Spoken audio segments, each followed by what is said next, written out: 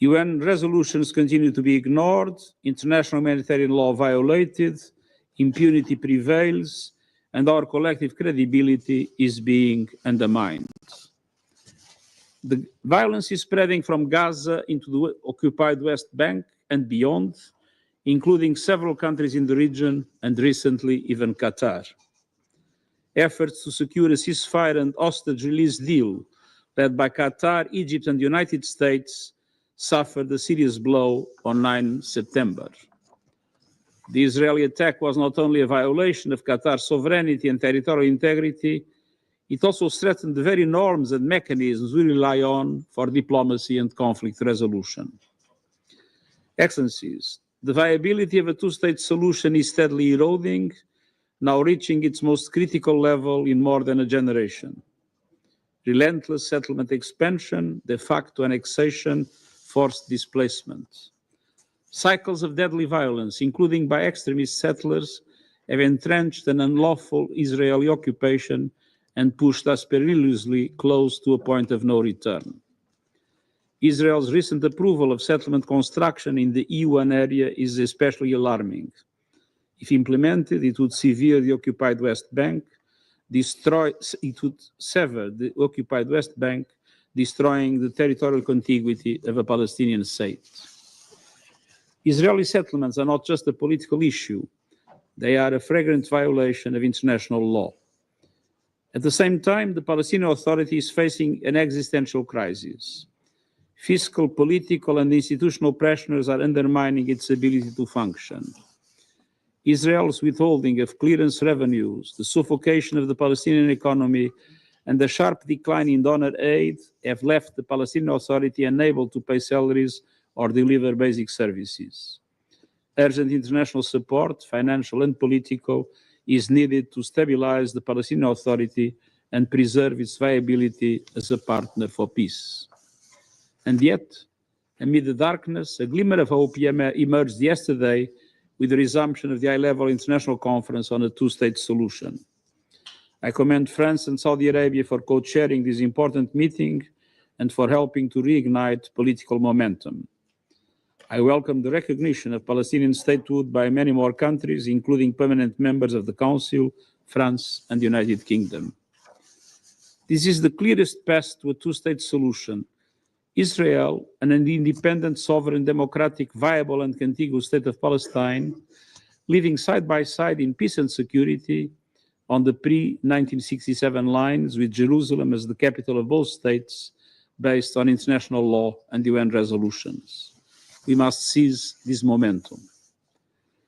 The so-called day after in Gaza must be anchored in international law, reject any form of ethnic cleansing, and have a clear political horizon towards a viable two-state solution.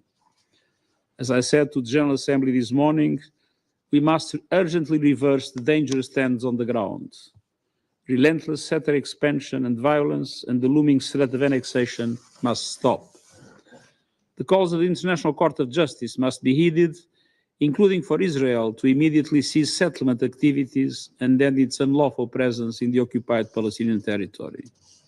The illegal occupation must end. And we must support Palestinian institutions politically and financially to carry out essential reforms and ensure fiscal stability. Excellencies, a just and lasting peace will never be built through more violence. Peace demands a collective commitment to diplomacy, to international law, to the dignity of all people. There are actions that the Security Council must take. There are responsibilities each member of this council must uphold. We cannot let this fragile moment slip away. Thank you. I thank the Secretary General for his briefing. I shall now make a statement in my capacity as Minister of Foreign Affairs of the Republic of Korea. I thank again the Secretary General for his briefing.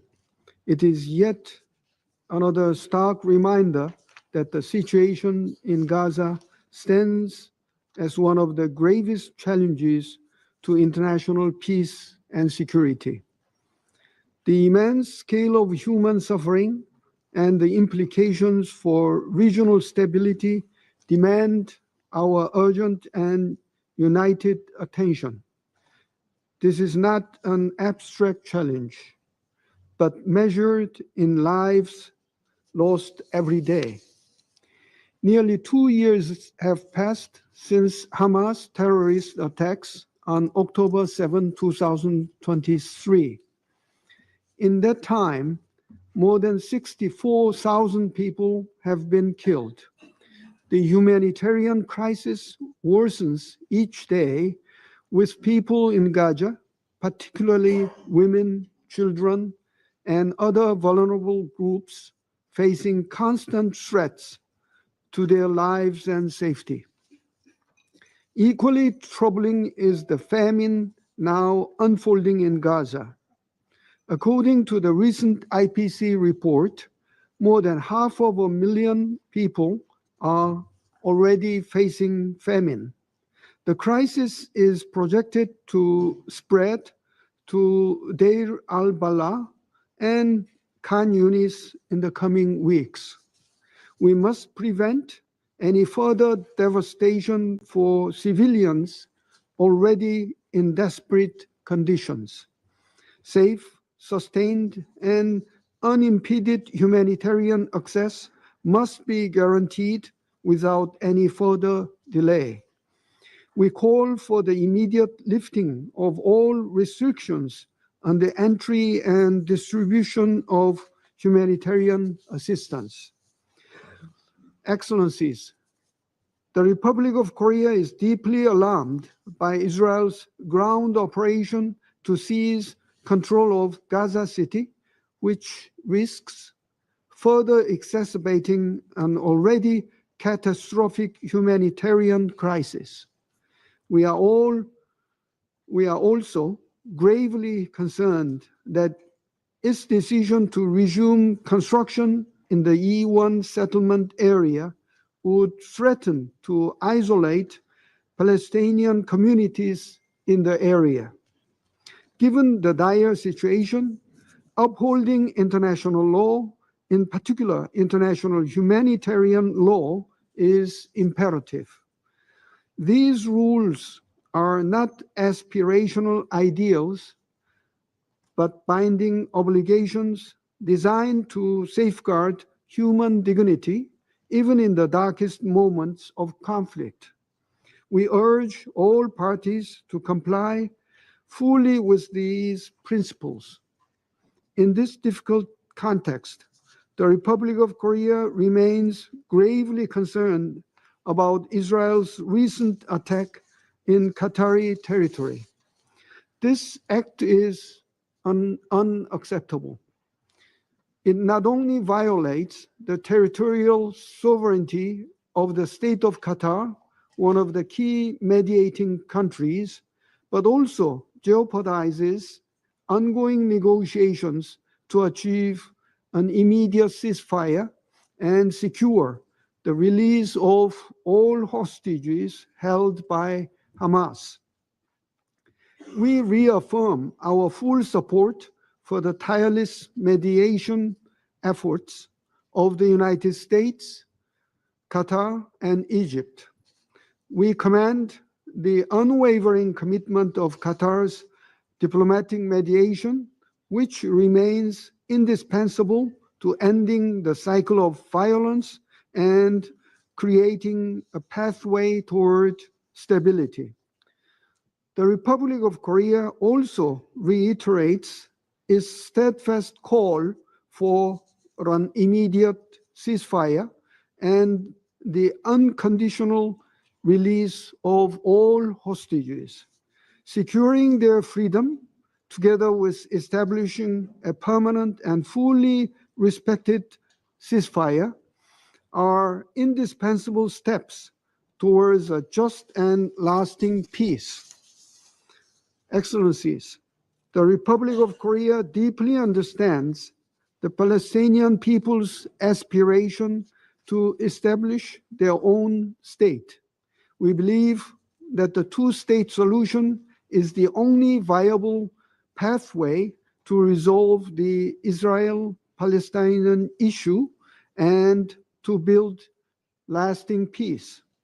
The Korean government will continue to play its due role in the international community's growing efforts to build peace and stability in the region based on the two-state solution. Taking all considerations into account, Korea is committed to recognizing Palestinian statehood at a time when it would be genuinely conducive to realizing the two-state solution. As we deliberate today, let us not lose sight of our common goal, a Middle East where peoples of all walks of life can coexist in peace, security, and prosperity.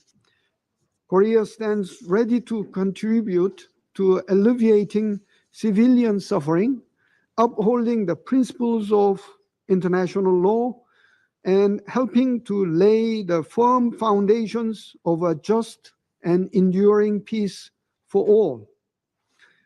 I now resume my functions as the President of the Council. I now give the floor to His Excellency, Mr. Mohammed Ishaq Dar, Deputy Prime Minister and Minister of Foreign Affairs of the Islamic Republic of Pakistan. Thank you, Mr. President. At the outset, I wish to express my gratitude to you, Mr. President, for convening this meeting. I welcome the participation of all distinguished ministers joining this important discussion today. I also thank Secretary General for his valuable briefing and thoughtful remarks. The Secretary General's voice has always been of wisdom and compassion in Palestine and beyond. To promote peace and alleviate human sufferings, we salute this dedication and devotion, Mr. Secretary General. Mr. President, we meet today in the shadow of a profound and deeply troubling tragedy. The Palestinian people are enduring unimaginable suffering, an unbearable daily toll of human lives, the destruction of homes and neighborhoods, and the obliteration of essential infrastructure. Hospitals, schools, and markets lie in ruins. Roads and utilities have been shattered. The very fabric of society has torn apart. Over 64,000 lives have been lost, and over 100,000 have been injured. These are not mere statistics. They were grieving mothers, anguished fathers, suffering children, and revered elders. The devastation is immense. The grief is immeasurable. The world must not remain silent. The humanitarian situation in Gaza has reached catastrophic proportions. Starvation grips the population, and famine has taken hold. According to the latest Integrated Food Security Phase Classification (IPC) analysis, famine is now a reality in Gaza City, putting over 500,000 people at grave risk. In Khan Yunis and Deir al-Bala, famine looms imminently, threatening countless more lives. The ongoing military operations in Gaza City inflict a relentless toll. Dozens of Palestinians are killed each day, entire families displaced, and communities torn apart. Already, 300,000 people have been uprooted, and nearly 1 million face imminent displacement. The roar of fighter jets, the plumes of smoke from tank fire, and the collapse of buildings. What must this relentless violence mean for women, children, and the most vulnerable? And what of the hostages caught in the crossfire, whose lives hang in the balance? Mr. President, in the West Bank, illegal settlement expansion continues unabated. The latest E1 plan is grave violation of international law and relevant UN resolutions as well as a stark manifestation of settler colonialism in the 21st century, a blow to the two-state solution. Mr. President, the time for action is upon us. Pakistan calls for the following urgent and concrete measures. One, an immediate, unconditional, and permanent ceasefire to halt the bloodshed and prevent further loss of lives. Two, full unhindered humanitarian access to Gaza and the immediate lifting of the blockade to allow life-saving aid to reach those who are in need. Three, a categoric end to any forced displacement of Palestinians from their lands while upholding the right of return for refugees in accordance with the international law and establishing an international protection mechanism. And, Mr. President, Pakistan reaffirms its unwavering support for the Palestinian people in their just struggle for dignity, justice, and self-determination through the establishment of a sovereign, independent, and contiguous Palestinian state on pre-1967 borders with Al-Quds al-Sharif as its capital. Pakistan welcomes the two-state solution conference chaired by France and Saudi Arabia. We also commend the recent recognitions of the state of Palestine by numerous member states, a step that reflects adherence to justice and the principle of international law. Pakistan had the honor to be among the first few countries to recognize the state of Palestine following the Declaration of Independence in 1988. This positive momentum must be sustained with resolute determination, seriousness of purpose, and an unwavering commitment to achieving a just and lasting solution. Mr. President, the people of Palestine are facing a crisis of historic proportion. Their suffering is a stain on our collective conscience. Gaza has become a graveyard for the humanity as well as for the global conscience. We call upon the Security Council and the broader international community to act decisively, to uphold human dignity, to ensure accountability and deliver justice. The time for words has passed. The time for action is now. Thank you, Mr. President, and thank you all. I thank His Excellency Mr. Dar for the statement. I now give the floor to Her Excellency Ms. Tanya Fayon, Deputy Prime Minister and Minister for Foreign Affairs of the Republic of Slovenia. President, and I thank the Secretary General for his briefing and his personal commitment to this issue. Mr. President, upon entering the UN Security Council, Slovenia felt the heavy weight of responsibility of this council to uphold international peace and security, a weight that translates to upholding international law and rejecting double standards, choosing global benefit over national interests, being ready for difficult conversations with partners and instead of silence. Everyone who enters this Security Council or is a permanent member of this body should know that membership entails a responsibility to act. And it does not matter whether a threat to peace and security is unfolding in Ukraine or in Gaza. In both of these conflicts, international law is disregarded blatantly and red lines crossed persistently. Excellencies, this year we again witnessed immense numbers of deaths among civilians in armed conflicts, with many of them being women and children, lives shattered by starvation and displacement. Let us be reminded we have built a system that should prevent atrocities, and we promised a never again. Yet what we saw this year was a Security Council paralyzed by disrespect of this Council's resolutions and disregard of decisions of international courts. Colleagues, we should stand up to this. when politicians facing charges for war crimes and crimes against humanity are walking free, while judges are put under sanctions, we cannot afford to remain silent without becoming complacent. Let me be clear, when all rules and obligations of the international system we had constructed fail, this itself is a threat to international peace and security. Mr. President, Gaza has become a textbook example of failure of international community. It has become a place in which people dread the nightfall and fear what a new day will bring. Gaza has become the deadliest place for children, the deadliest place for humanitarian and medical workers, and the deadliest place for journalists. The place of first ever proclaimed famine in the Middle East, marked by continuous offensives and strikes against hospitals, schools, homes, shelters, and holy places. It is defined by death and despair, and where hostages suffer and civilians count heartbeats left.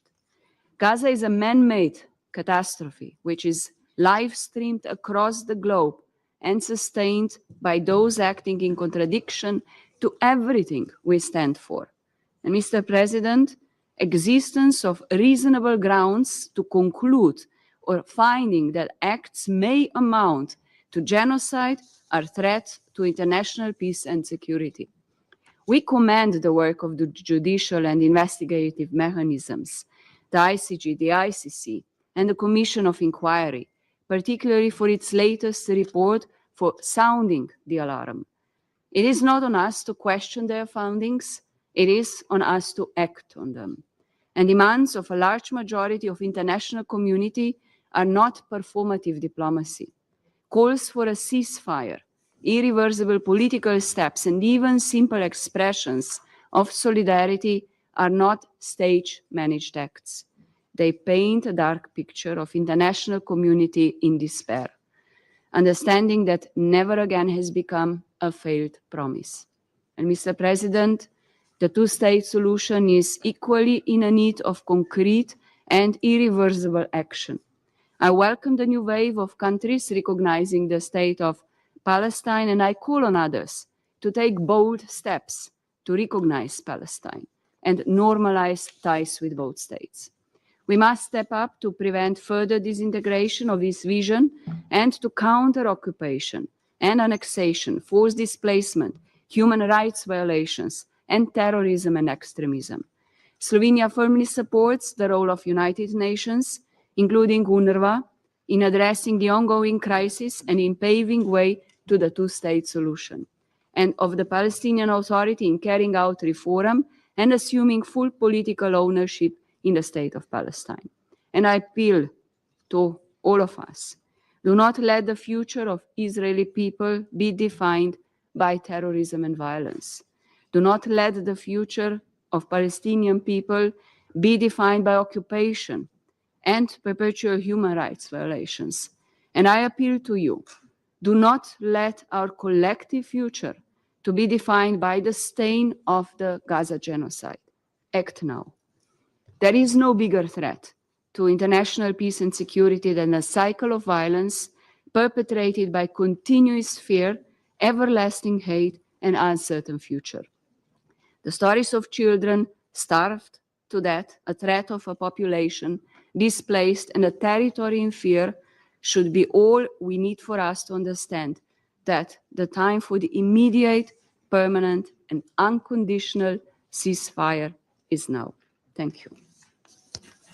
I thank Her Excellency Ms. Fayon for her statement.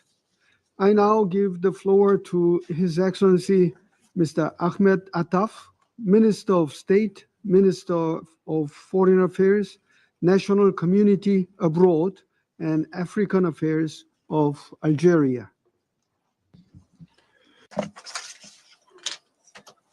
Thank you, Mr. President, for organizing this session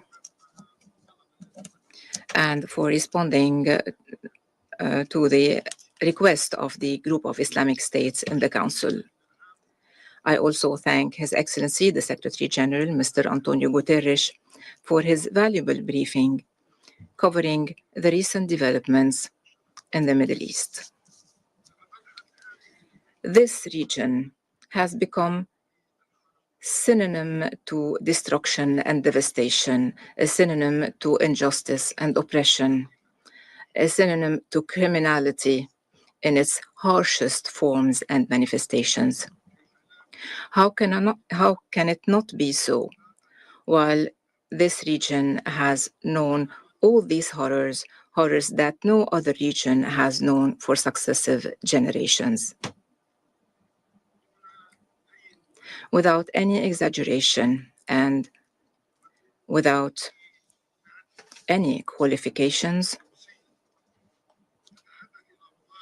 the situation there is self-telling, whether be it regarding the Palestinian cause, particularly all the regional landscape in the Middle East in general. On the Palestinian level, we cannot deny anymore that Gaza, and for more than 2 years, have been witnessing a full-fledged genocidal war.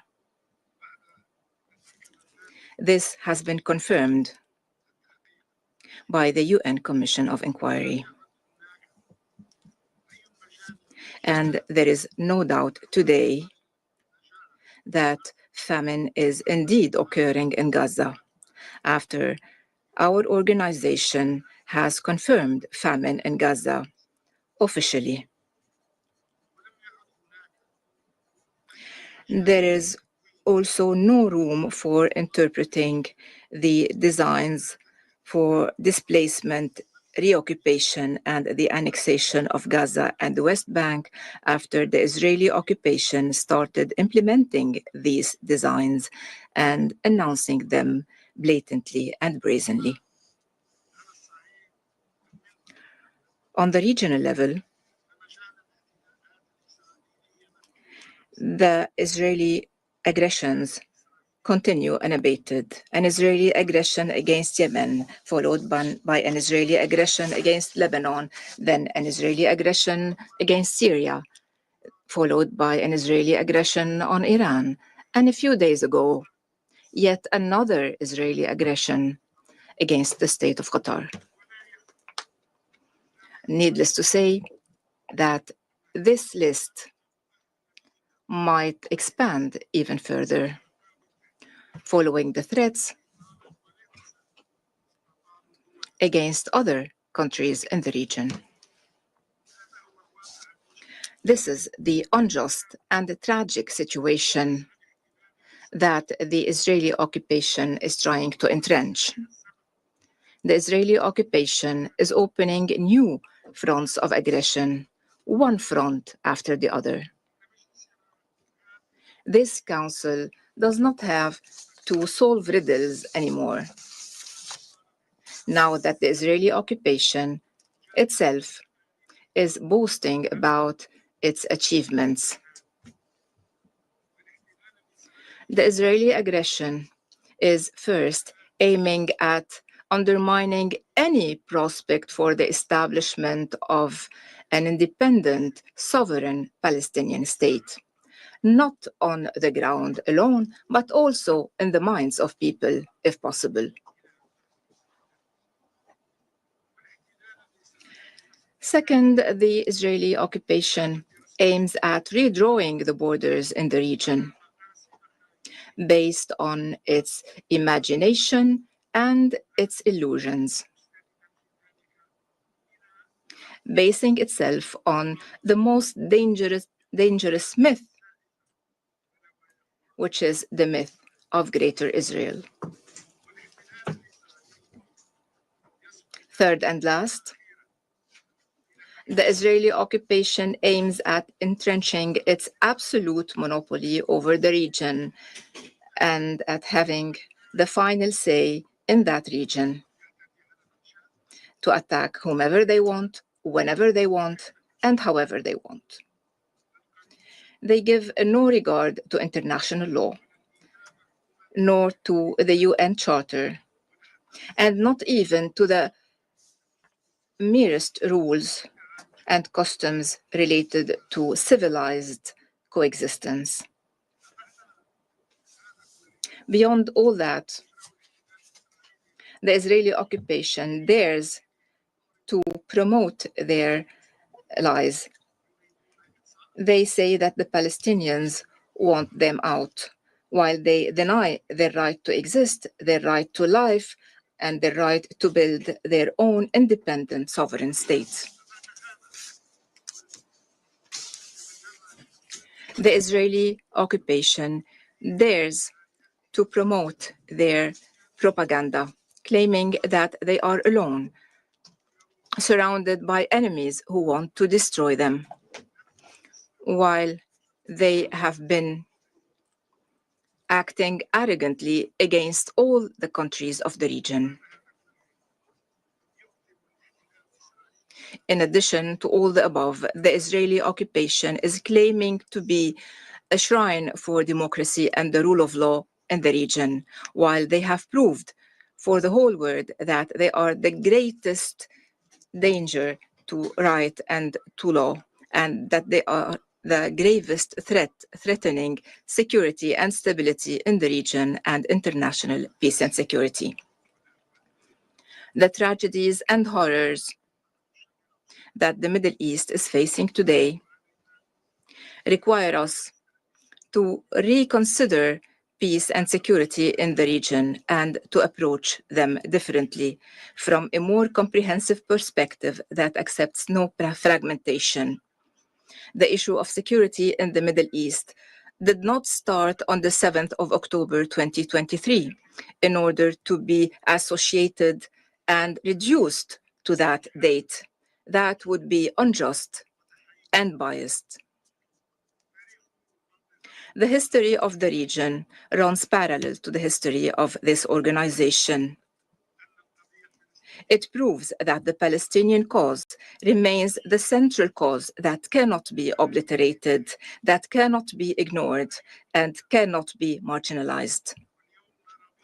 Today, we see for ourselves how attempts at liquidating this cause only added to its legitimacy and made it the most just cause on the planet. The history of the region is carved into the resolution of this council. This history proves that there is no alternative to the two-state solution and to the establishment of the state of Palestine along the borders of 1967 with Al-Quds al-Sharif as its capital. This is the just, lasting, and final settlement of the Israeli-Palestinian crisis or conflict. Today, we also see for ourselves how the designs to obliterate this state only made it more resolute through the diplomatic recognitions. Algeria welcomes these recognitions and calls for strengthening them in order to grant the Palestinian state full membership in our organization. The history of the organization is also rooted in international legitimacy. This history proves that there is no alternative to putting a final end to the exceptional, unjust treatment granted to the Israeli occupation, including impunity, non-accountability, and no punishment. And today, we also see for ourselves how the overwhelming majority of the member states believe in the importance of dissuasion and accountability for those who believe that they are above all the rules, regulations, and laws that others are respecting. Furthermore, the history of the region also shows that security and stability in the Middle East will not be achieved if our Council does not shoulder its responsibilities. the fate of the Palestinian cause, and the fate of the Palestinian people, the fate of all the countries and the peoples of the region, all these fates depend on the will of this Council and on the Council's ability to impose the respect of its resolution, to impose the respect of international legitimacy, and its ability to dissuade all violations and to end impunity. Thank you, Mr. President. I thank His Excellency Mr. Attaf for the statement. I now give the floor to His Excellency Mr. Musa Timothy Kaba, Minister for Foreign Affairs and International Cooperation of Sierra Leone. Mr. President, I thank His Excellency Cho Hyun, Minister of Foreign Affairs of the Republic of Korea, for convening this meeting at the request of Algeria, Guyana, Somalia, Pakistan, and Sierra Leone. I also thank the Secretary General, Antonio Guterres, for his important briefing. My delegation commends the principled leadership of the UN Secretary General and the work of the UN teams in the field. Mr. President, the overall situation in the Middle East remains fragile and evolving. However, while some areas such as Lebanon and Syria are experiencing significantly less violence than before, the Gaza Strip and the West Bank, in contrast, are in very dire circumstances, with civilians enduring over 23 months of unimaginable and increasing violence.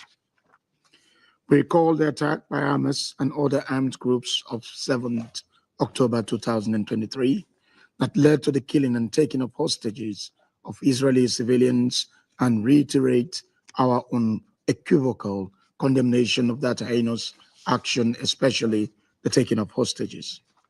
Sierra Leone further recalls that since the start of this conflict, the Council has remained seized of this subject, having received extensive briefings on the prevailing security, humanitarian, and political situation in the West Bank and the Gaza Strip.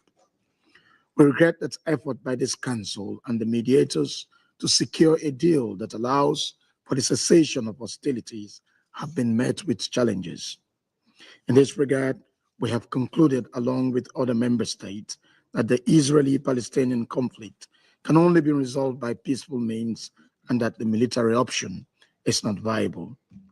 The atrocities committed on and since the attacks of 7th October 2023 highlight the urgency of finding a comprehensive and lasting solution to this long-standing conflict.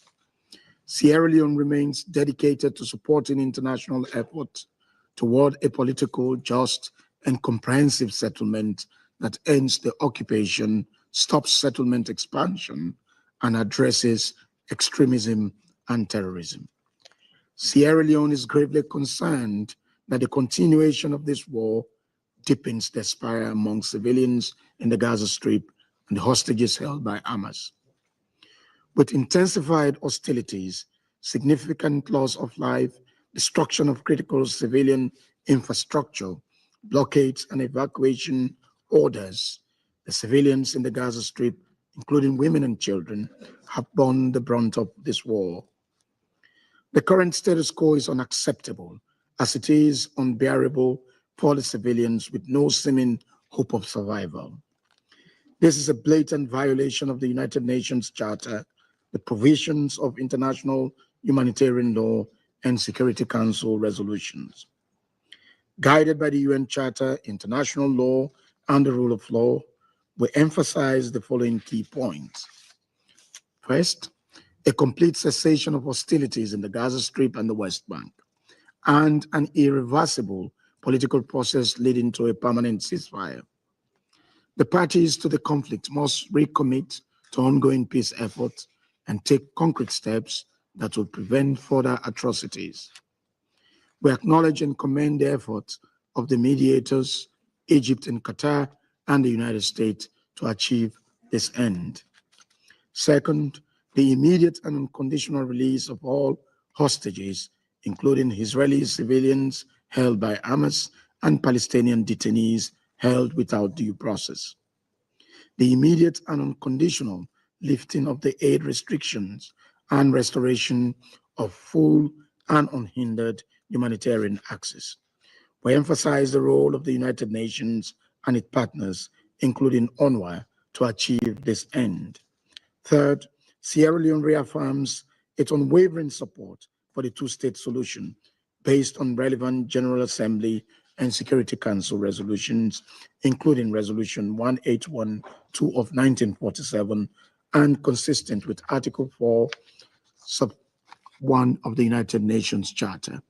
We welcome the endorsement by the General Assembly of the New York Declaration and reaffirm the legitimacy of the Palestinian people's right to self-determination, including their right to an independent and sovereign state over the entire occupied Palestinian territory, in line with international law and agreed parameters. Fourth, Sierra Leone supports Israel's right to exist in peace and security, free from threats and attacks. Accordingly, we urge all armed groups to disarm and renounce violence, paving the way for the demilitarization of the Palestinian territory. Sustainable peace cannot take root while armed groups continue to operate outside the law. We deplore and reject any attempt to forcibly displace Palestinians from their land. Palestinians temporarily evacuated must be allowed to return to their homes at the earliest opportunity.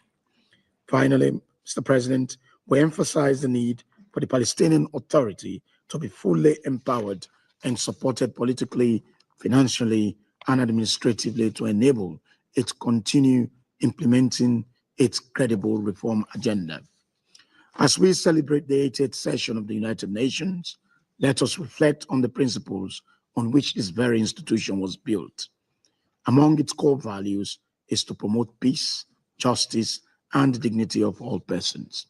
We must exercise the political will to deliver peace to the Palestinians and Israelis. Ongoing international efforts are a positive step that must be fully leveraged by both parties in good faith.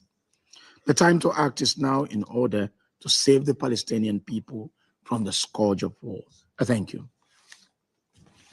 I thank His Excellency Mr. Kappa for the statement.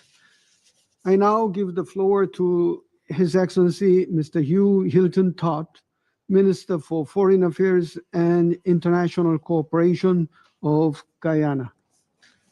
Mr. President, as a member state of the Organization for Islamic Cooperation, OIC, Guyana thanks you for facilitating the group's request for convening today's meeting.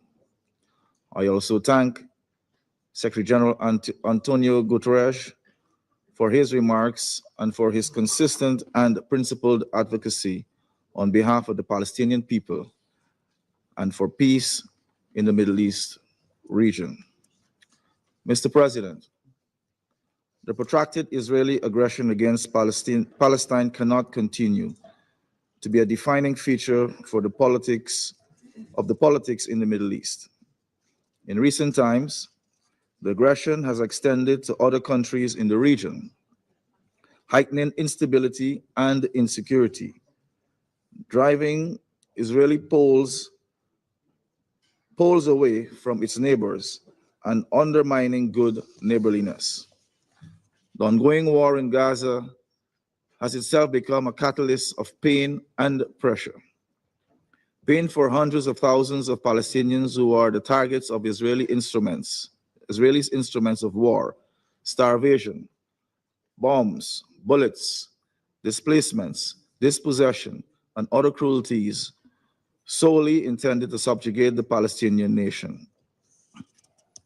We have seen, for example, how famine unfolded in Gaza in full view of the international community, and 192 countries, could not stop it. The war in Gaza has also become a catalyst for pressure, political pressure, which seems to be the only way the occupying power might respond to the international outcry against to genocidal acts being perpetrated against Palestinians. Ghana calls on the member states of the United Nations to ensure that their engagements with the State of Israel do not in any way contribute to prolonging the war in Gaza and the Israeli oppression of the Palestinian people. It took a collective effort to dismantle the system of apartheid in South Africa, and Guyana firmly believes that an equally strong and organized international response is needed to ensure the end of the occupation of the Palestinian territory. I must underscore the importance of recognition of the state of Palestine by all UN member states as a pivotal part of forcing an end to the Israeli occupation. Recognition lends greater strength to international efforts to end the occupation and to achieve an independent Palestine. On the question of the occupation, Mr. President, allow me to recall that more than 1 year ago, the International Court of Justice issued its advisory opinion confirming that Israel's prolonged occupation of the Palestinian territory is illegal under international law and must be brought to an end. The General Assembly later demanded that Israel end its occupation within a year. That is by the 18th of September 2025. That date has now passed without compliance on Israel's part. On the contrary, we have instead witnessed a series of developments that only entrench the occupation further and destroy the two-state solution. Ghana calls on Israel to respect the Charter of the United Nations, to abide by the relevant resolutions of the General Assembly, the Security Council, and other organs of the United Nations, to cease its contempt of international law, and to commit to true peace in the Middle East. Mr. President, the occupation of the Palestinian territory and the attendant ills is a historic tragedy of proportions that should shock the human conscience across the globe. Sadly, however, what we are witnessing is an othering of the Palestinian people that makes it difficult for some to see Palestinian people as they see their own people. We must all reject the othering and fight for the rights of the Palestinian people, as we would fight for the rights of our own people. The right-minded, the peace-loving, and the promoters of justice must continue to defend the Palestinian people and oppose all attempts to erase them from their homeland. I conclude, Mr. President, by reaffirming Ghana's continued commitment to the two-state solution and by underscoring our conviction that the rule of law will ultimately prevail in the decades-long question as long as all member states choose to be guided by the principles of the Charter. I also reiterate the calls we have consistently made over the last 2 years for a ceasefire in Gaza. For the release of all hostages held in Gaza and Palestinian detainees held in Israeli prisons, for the unimpeded humanitarian access in Gaza. I also call on Israel to cease all its actions that are dismantling the two-state solution and the possibility of peace in the Middle East region. I thank you. I thank His Excellency, Mr. Todt, for the statement. I now give the floor to His Excellency, Mr. Lars Løkke Rasmussen, Minister for Foreign Affairs of Denmark. Thank you, Mr. President. At the outset, I want to thank Mr. Cho Hyun, Minister of Foreign Affairs of the Republic of Korea, for convening this meeting. And I also want to thank the Secretary General for his very insightful briefing. Through the chaos of this abhorrent war, he has consistently raised his voice and that of United Nations in support of peace. And Denmark commend this kind of leadership. And I would also like to take this opportunity to thank the tireless efforts and sacrifice of the UN staff on the ground. Colleagues, I'm speaking to you today not only as the Minister of Foreign Affairs of Denmark, and by so a politician responsible to the people of Denmark, but also as a member of this council responsible for the maintenance of international peace and security, and as a grandfather responsible to my grandchildren, who I'm totally convinced one day will ask what I did, what we did in the face of such immense suffering. Colleagues, I ask you today, how will we answer them? That we stepped up and met the challenge of peace, or that we idled in inaction and watched helplessly as the horrors unfolded? Mr. President, nearly 2 years have passed since the war in Gaza began. It was unleashed by the horrific terrorist attack by Hamas on the October 7th, an attack that tore through Israeli families, that left parents without children, children without parents, a nation wounded to its core, hostages and their families going through unimaginable suffering.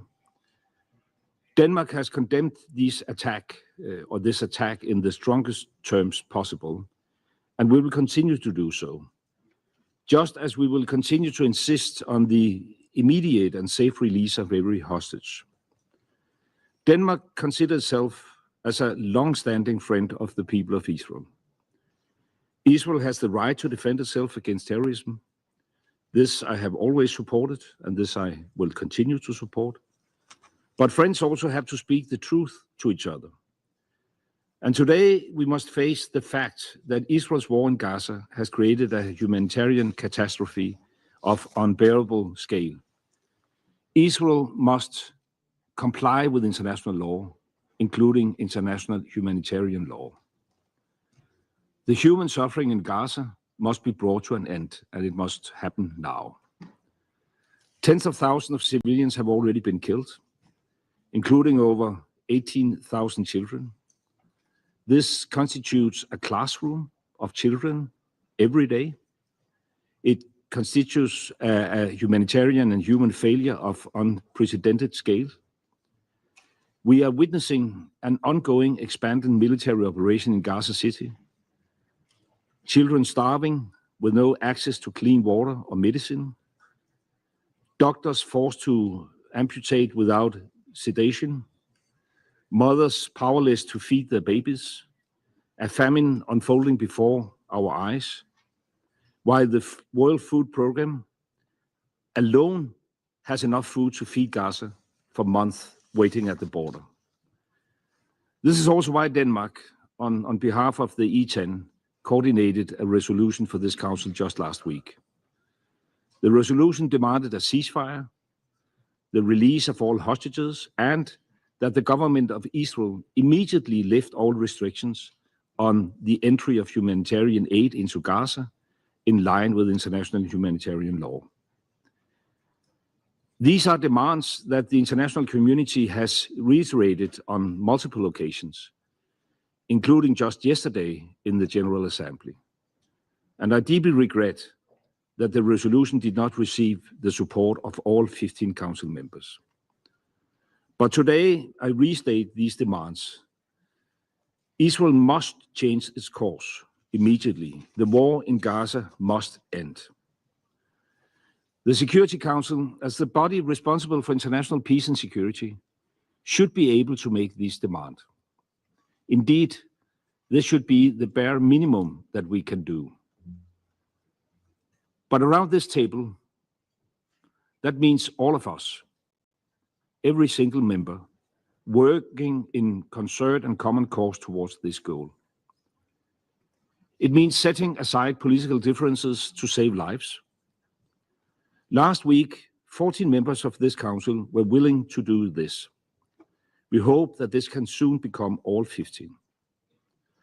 So to our American friends, just this morning, President Trump said that we have to stop the war in Gaza immediately.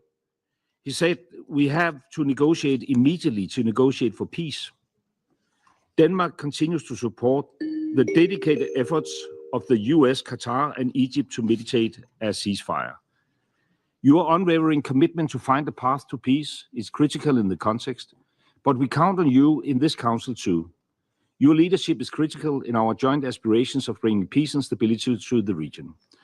Mr. President, I will conclude very soon. Denmark has consistently contributed to ease the suffering through humanitarian contributions.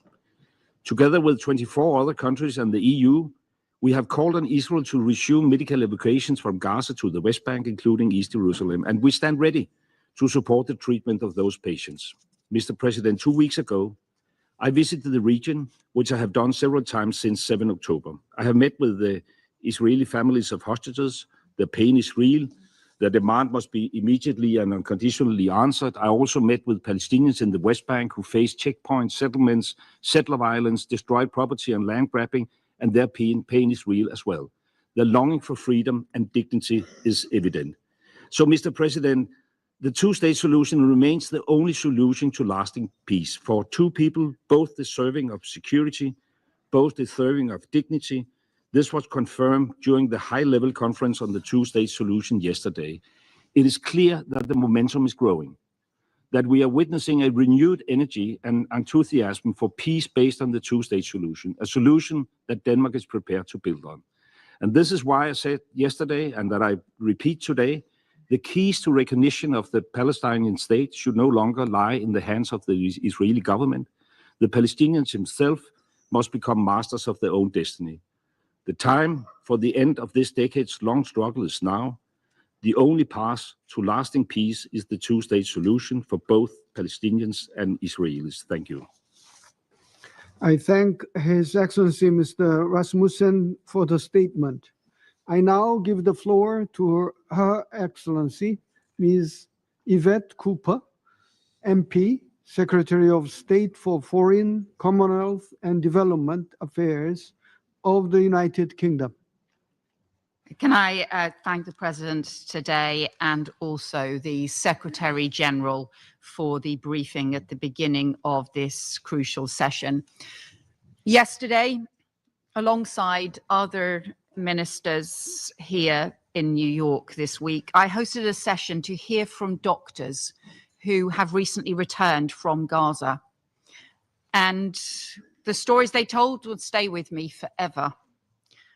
One told of the screams of toddlers and the scream of a toddler who she had operated on without full anesthetics, and how she hoped and prayed that he would not feel pain. Another told of the seriously malnourished pregnant women affecting their babies. And they talked about doctors and nurses whose family members were killed, but who still came back to work in hospitals in unimaginable conditions to help others.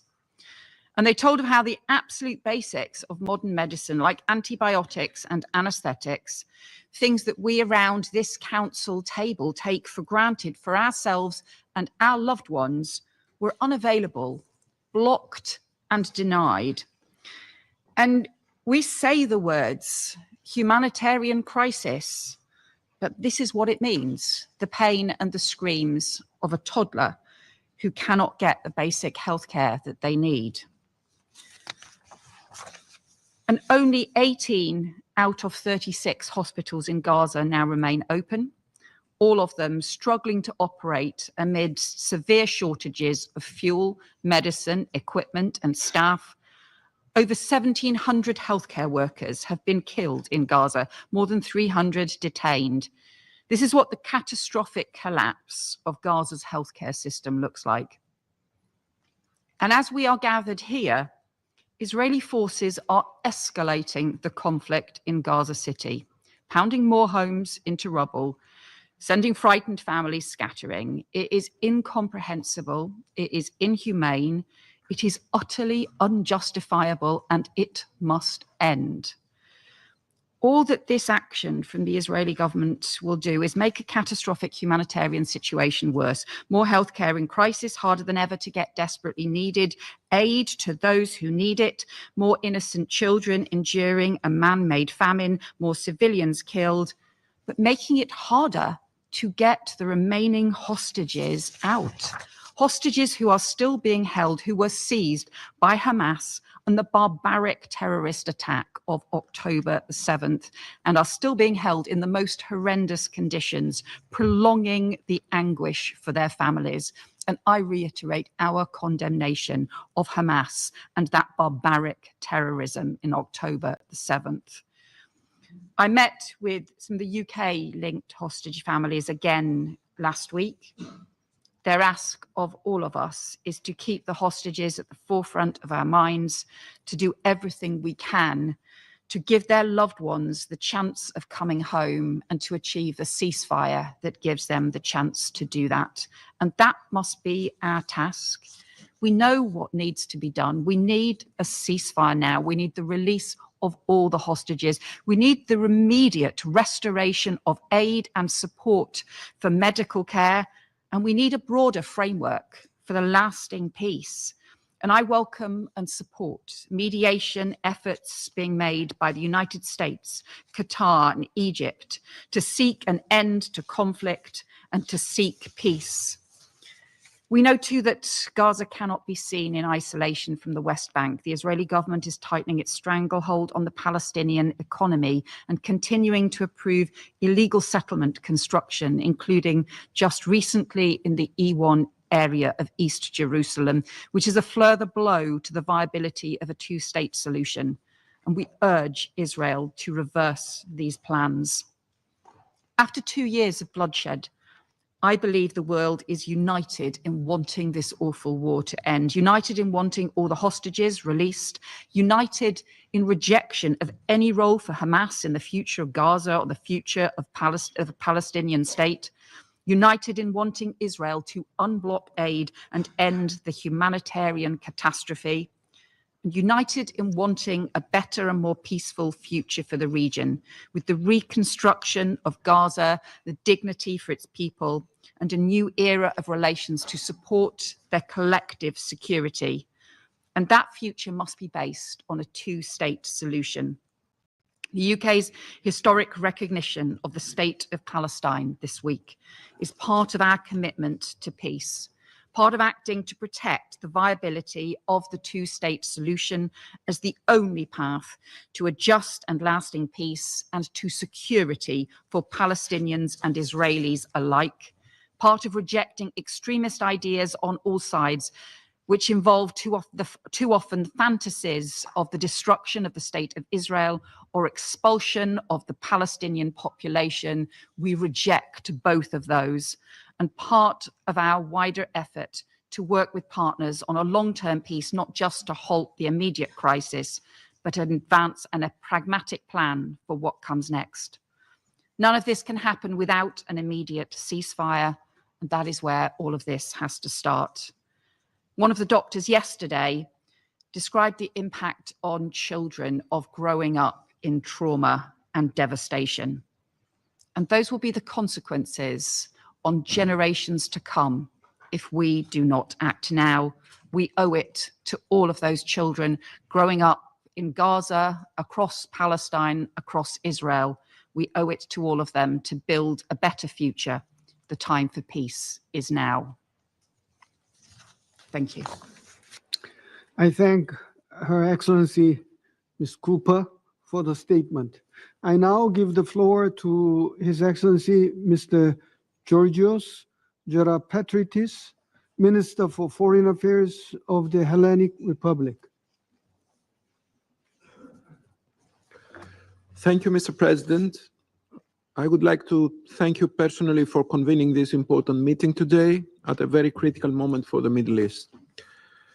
Distinguished colleagues, what we have been witnessing in the Gaza Strip, words fail to describe. The humanitarian catastrophe is ongoing. For almost 2 years, the civilian population has endured conditions that are unsustainable and deeply concerning. No one should be compelled to live under such circumstances. The expansion of military operations in the city of Gaza has led to further displacement and risks, worsening an already dire humanitarian crisis. This reality endangers civilian lives. Any further escalation in Gaza, which worsens the already dramatic situation for civilians, must be avoided. The plight of children underscores the urgent need to guarantee safe, unhindered, and sustained humanitarian access at scale to all parts of Gaza, in full respect of international law and international humanitarian law.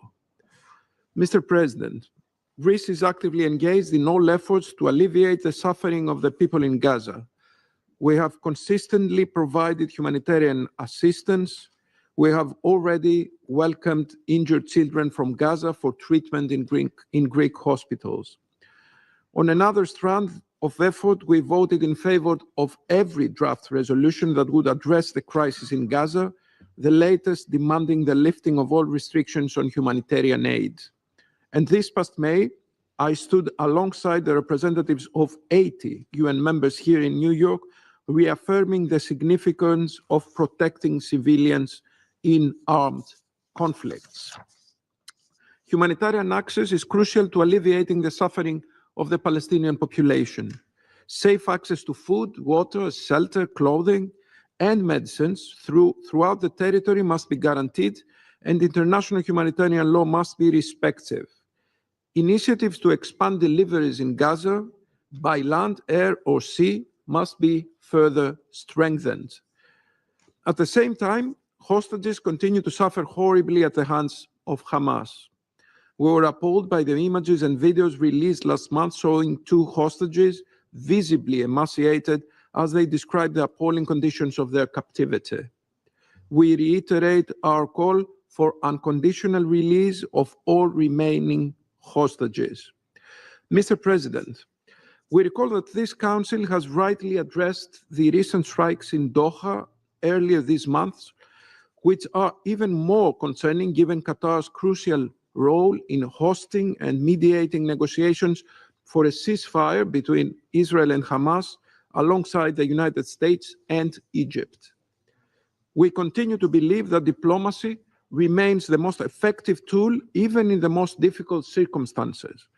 Greece has unwaveringly supported the negotiation efforts and will continue to do so. And we urge all parties to rise up to the gravity of the situation, return to the negotiating table as soon as possible, and be guided by international law.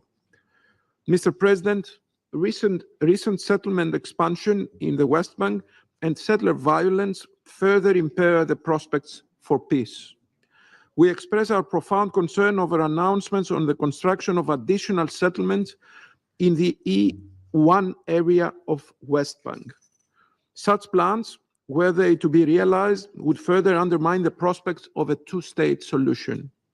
The escalation of settler violence, including against Christian communities, is a cause for grave alarm as well. It needs to stop now. Mr. President, however remote or difficult the prospect may seem today, the two-state solution remains the only viable path forward. We need to provide the Palestinian people with a credible prospect of hope for the future. This is an indispensable condition for peace, stability, and security in the region, including the long-term security of Israel.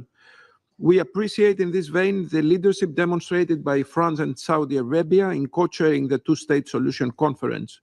We stand by all international initiatives, including the relevant global alliance and the Arab plan, towards realizing this vision. We will continue to contribute to every effort that revives the political process towards a two-state solution, a political process which we firmly believe must lead to the establishment of a sovereign Palestinian state through a revitalized and comprehensive approach, and which is essential for lasting peace and stability in the region. Against this backdrop, we see no role for Hamas, neither in governance nor in future discussions concerning the day after in Gaza. Therefore, Greece has repeatedly stressed that an empowered and reformed Palestinian Authority must play a central role in Gaza's future, and remains the best partner for peace. The European Union has already stepped up, approving a 3-year package worth around 1.6 billion euros, crucial to preventing fiscal collapse and enabling the Palestinian Authority to fulfill its task. Mr. President, to Greece, the stability of the Middle East is not an abstract concern. It is an indispensable necessity. As a country of Eastern Mediterranean, at the crossroads of Europe, Asia, and Africa, developments in the region have a direct impact on our own security, prosperity, and stability, as well as on Europe as a whole. We are convinced that only through dialogue and the rule of international law, we can build a safer neighborhood, one where peoples can coexist in dignity and security. Thank you. I thank His Excellency Mr. Gera Petritis for the statement.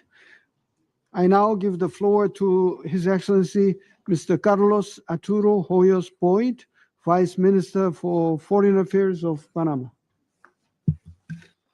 Señor Presidente, President, Panama is grateful for the convening of this briefing at the request of the delegations of Algeria, Guyana, Pakistan, Sierra Leone, and Somalia. We would also like to express our thanks to His Excellency Antonio Guterres, UN Secretary General, for his briefing, which strengthens this Council's obligation in line with the United Nations Charter to respond with unity and responsibility, given the scope of the catastrophic situation unfolding in the Palestinian territories. For more than 7 decades, the Israeli-Palestine conflict has been characterized by a lack of political will to resolve its root causes, paving the way only to mistrust, extremism, and violence. The consequences of this lack of political will were brutally exposed on the 7th of October 2023 with the atrocious attacks carried out by Hamas, which we strongly condemn once again, and which claimed the lives of more than 1,200 people and kidnapped another 251 people, of whom it is believed that 20 are still alive, suffering in the darkness of tunnels, deprived of contact with their families and the most basic dignity. That episode only triggered a spiral of violence that led to an unprecedented war, given its scale of devastation in the Gaza Strip. More than 65,000 Palestinians, including 18,000 children, have died. Tens of thousands have been injured. Millions have been forcibly displaced from one side to the other, again and again, and entire communities have been reduced to rubble, leaving an indelible scar of suffering for thousands of families. In the 59 days that the ceasefire lasted for between January and March, it was possible to stop human suffering, to facilitate humanitarian assistance getting into Gaza, and to make progress in releasing the hostages. But since the ceasefire broke down, the catastrophic humanitarian situation has only got worse. More than 14,000 Palestinians have died and tens of thousands more have been injured. The hostages and their families continue to pay an unbearable price, trapped in uncertainty and suffering. As if violence were not enough, hunger is also claiming lives every day. The Integrated Food Security Classification has declared starvation in Gaza, famine in Gaza. More than 425 people, including 125 children, have died of hunger, not because there was a lack of food, but because of the obstacles preventing food from getting in. This tragedy has been exacerbated by the further development of the military operation in Gaza City, which is still inhabited by hundreds of thousands of people, and which has become the backdrop to intense bombing and land operations that have led to widespread displacement and dozens of deaths, including those of children.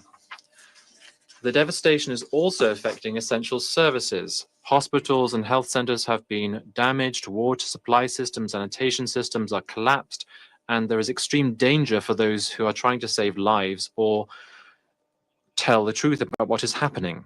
Humanitarian staff and journalists, of whom hundreds have been victims of the violence, nevertheless continue to carry out their work in unbearable conditions and under constant threat.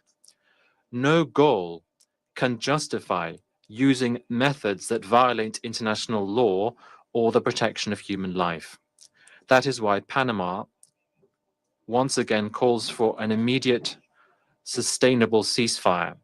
We also call for the immediate, dignified, unconditional release of all of the hostages and safe, sufficient, unhindered access for vital humanitarian aid to get into Gaza.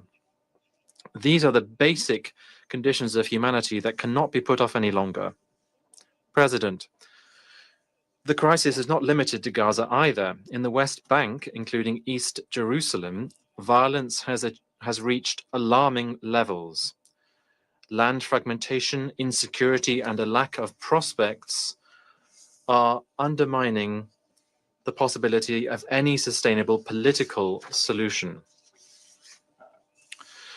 This year alone, more than 186 Palestinians and 16 Israelis have lost their lives in incidents in this area as a result of the conflict intensifying.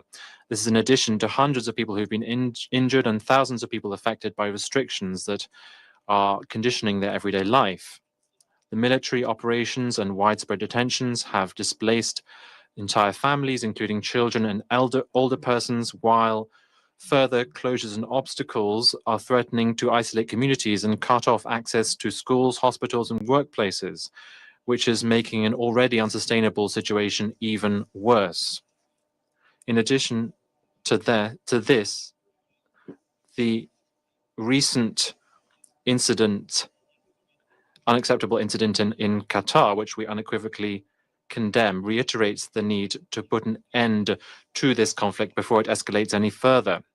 President, Panama reiterates that there is no military solution to this conflict, only a serious, comprehensive, and sustained political process based on international law and on the relevant resolutions of this Council, which allows Israelis and Palestinians to live in security and dignity within internationally recognized borders and with guaranteed rights and with verifiable guarantees for both.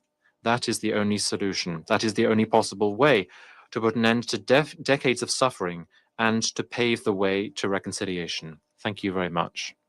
I thank His Excellency Mr. Hoyos Boyd for the statement. I now give the floor to the representative of Somalia.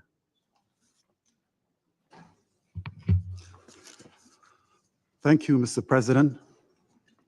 At the outset, I would like to thank the Korean presidency for convening this meeting based on the request from the OIC members of this council. I would like to welcome all the distinguished ministers participating in this meeting today. I would also like to express our gratitude to the Secretary General for his briefing. Mr. President, we remain gravely concerned about the continued escalation of Israeli military operations in Gaza. As we speak, these military operations are expanding rapidly, and for the 2 million people still trapped in Gaza, it's a death sentence, literally and figuratively. Since this war began, over 65,000 Palestinians have been killed, the majority of them women and children. Last month's IPC report has removed all doubts about what's happening in Gaza. Famine is no longer looming. It is taking place now. It is taking place now in front of our all eyes. The death of children from hunger and disease is not a forecast. It's a daily reality. Let us be absolutely clear. This is a man-made disaster created through siege, blockade, and systematic obstruction of humanitarian aid.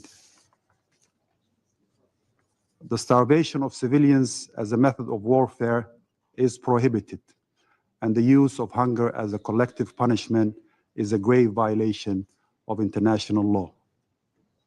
We must act with moral clarity. The International Court of Justice advisory opinion unequivocally reaffirmed the legal obligations of all states regarding the occupied Palestinian territory. These obligations are binding and they must be enforced. The blatant disregard for these binding decisions, including the provisional measures issued in January and March of this year, is a direct challenge to the international legal order. In that regard, I would like to make the following points. First, we reiterate our call for an immediate, unconditional, and permanent ceasefire. It's clear that there is no military solution to this conflict. Somalia recognizes and supports the ongoing ceasefire efforts led by Qatar, the United States, and Egypt, and commends their unwavering commitment. The Israeli airstrikes on residential. Second, my delegation calls for the immediate and full restoration of humanitarian access for all UN agencies, including UNRWA, throughout Gaza.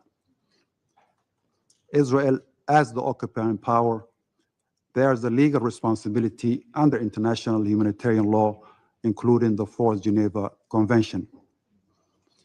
Somalia reiterates its call for the immediate release of all arbitrary detainees to return to their families and loved ones.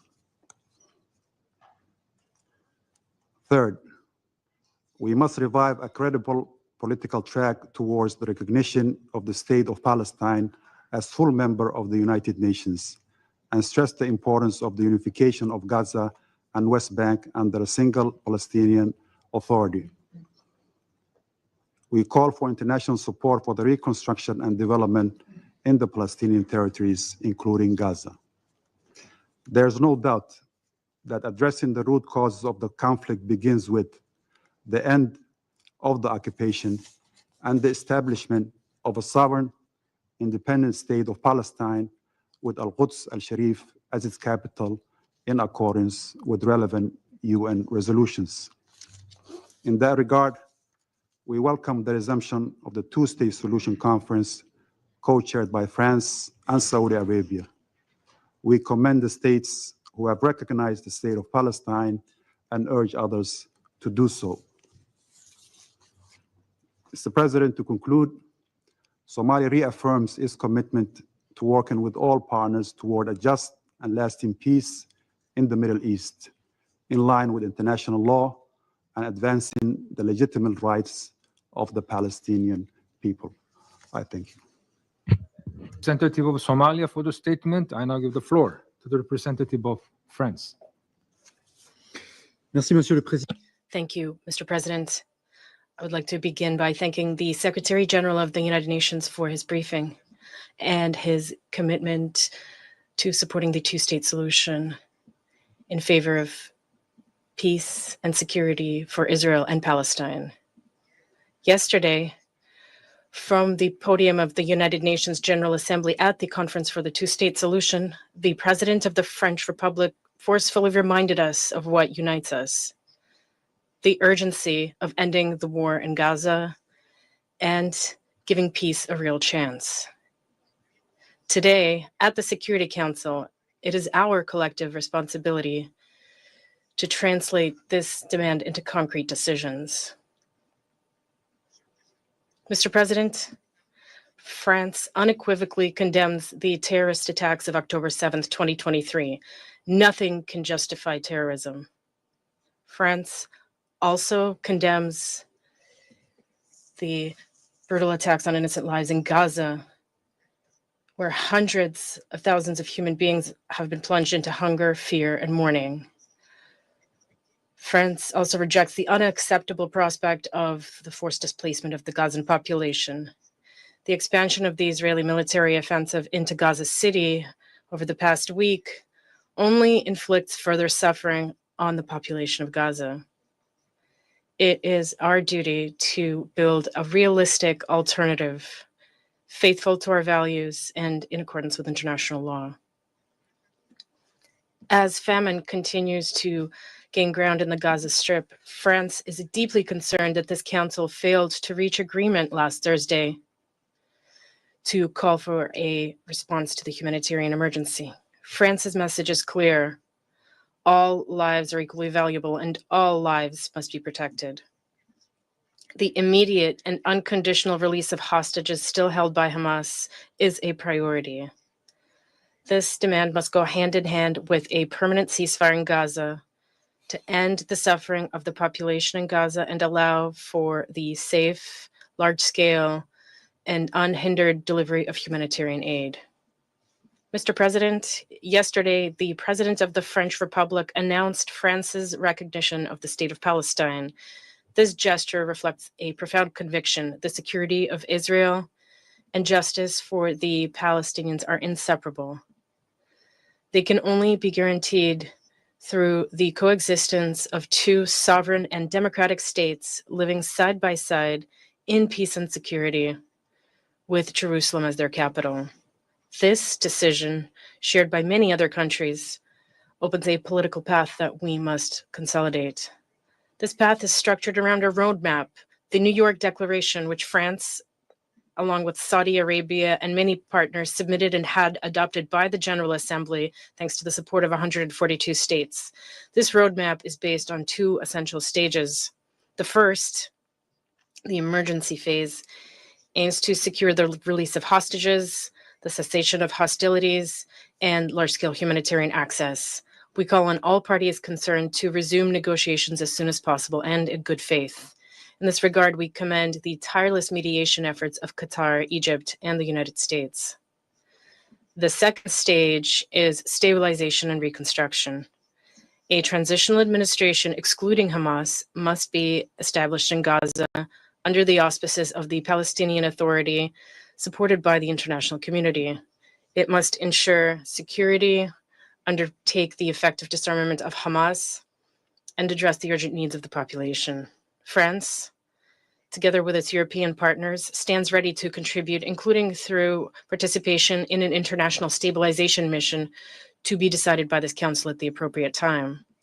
This process also requires renewed and reformed Palestinian governance, fully implementing the commitments made.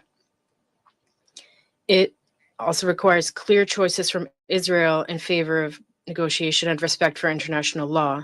The European Union, along with France, will condition its future cooperation on these commitments.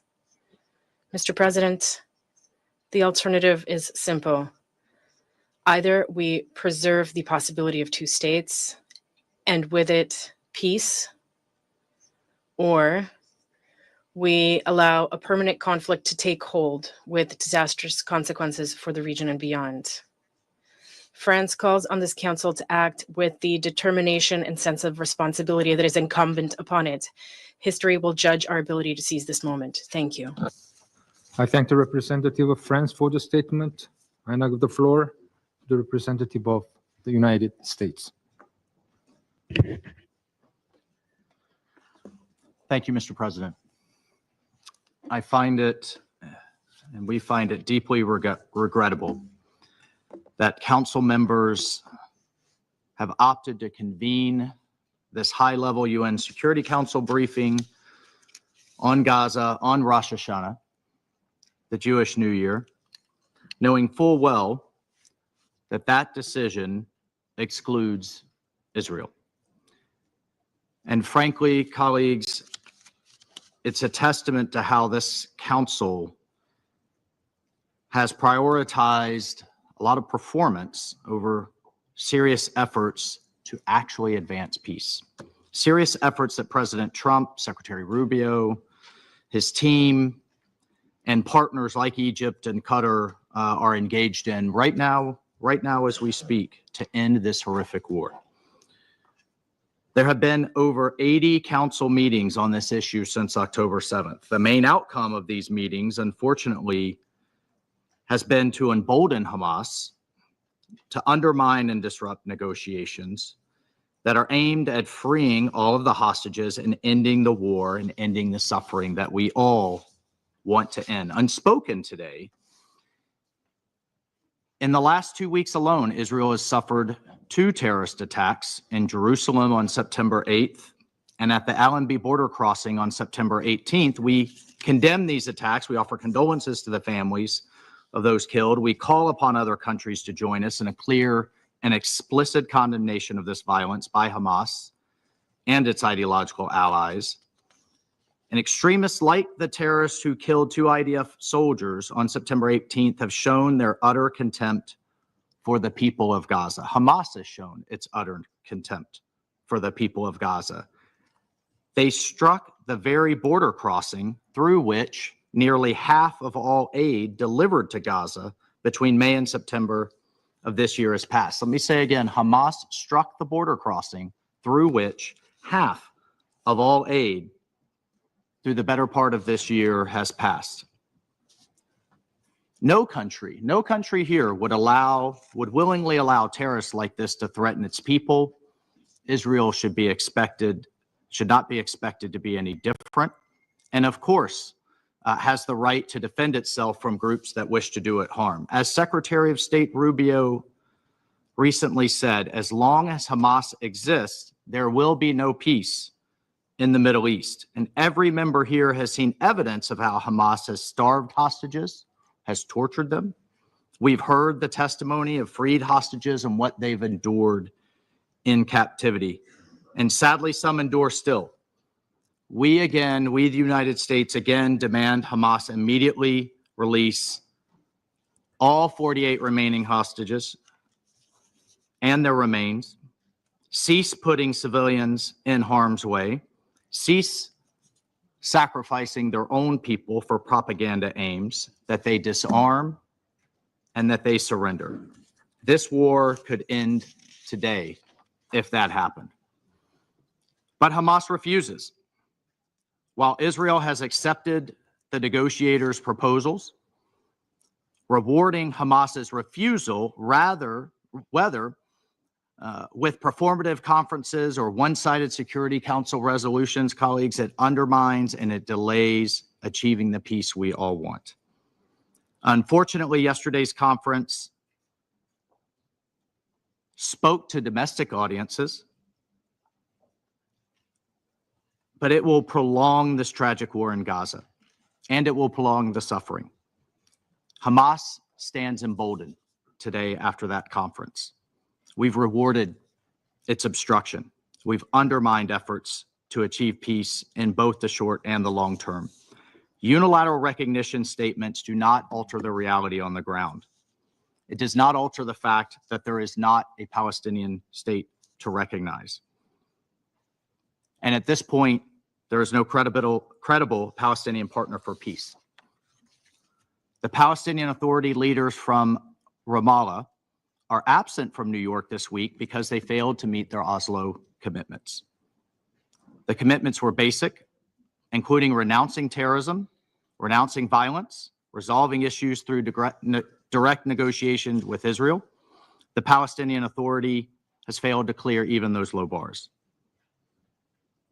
And their attempts to bypass negotiations through what can only be called lawfare, including at the ICC and at the ICJ, and its pushes for unilateral recognition of statehood.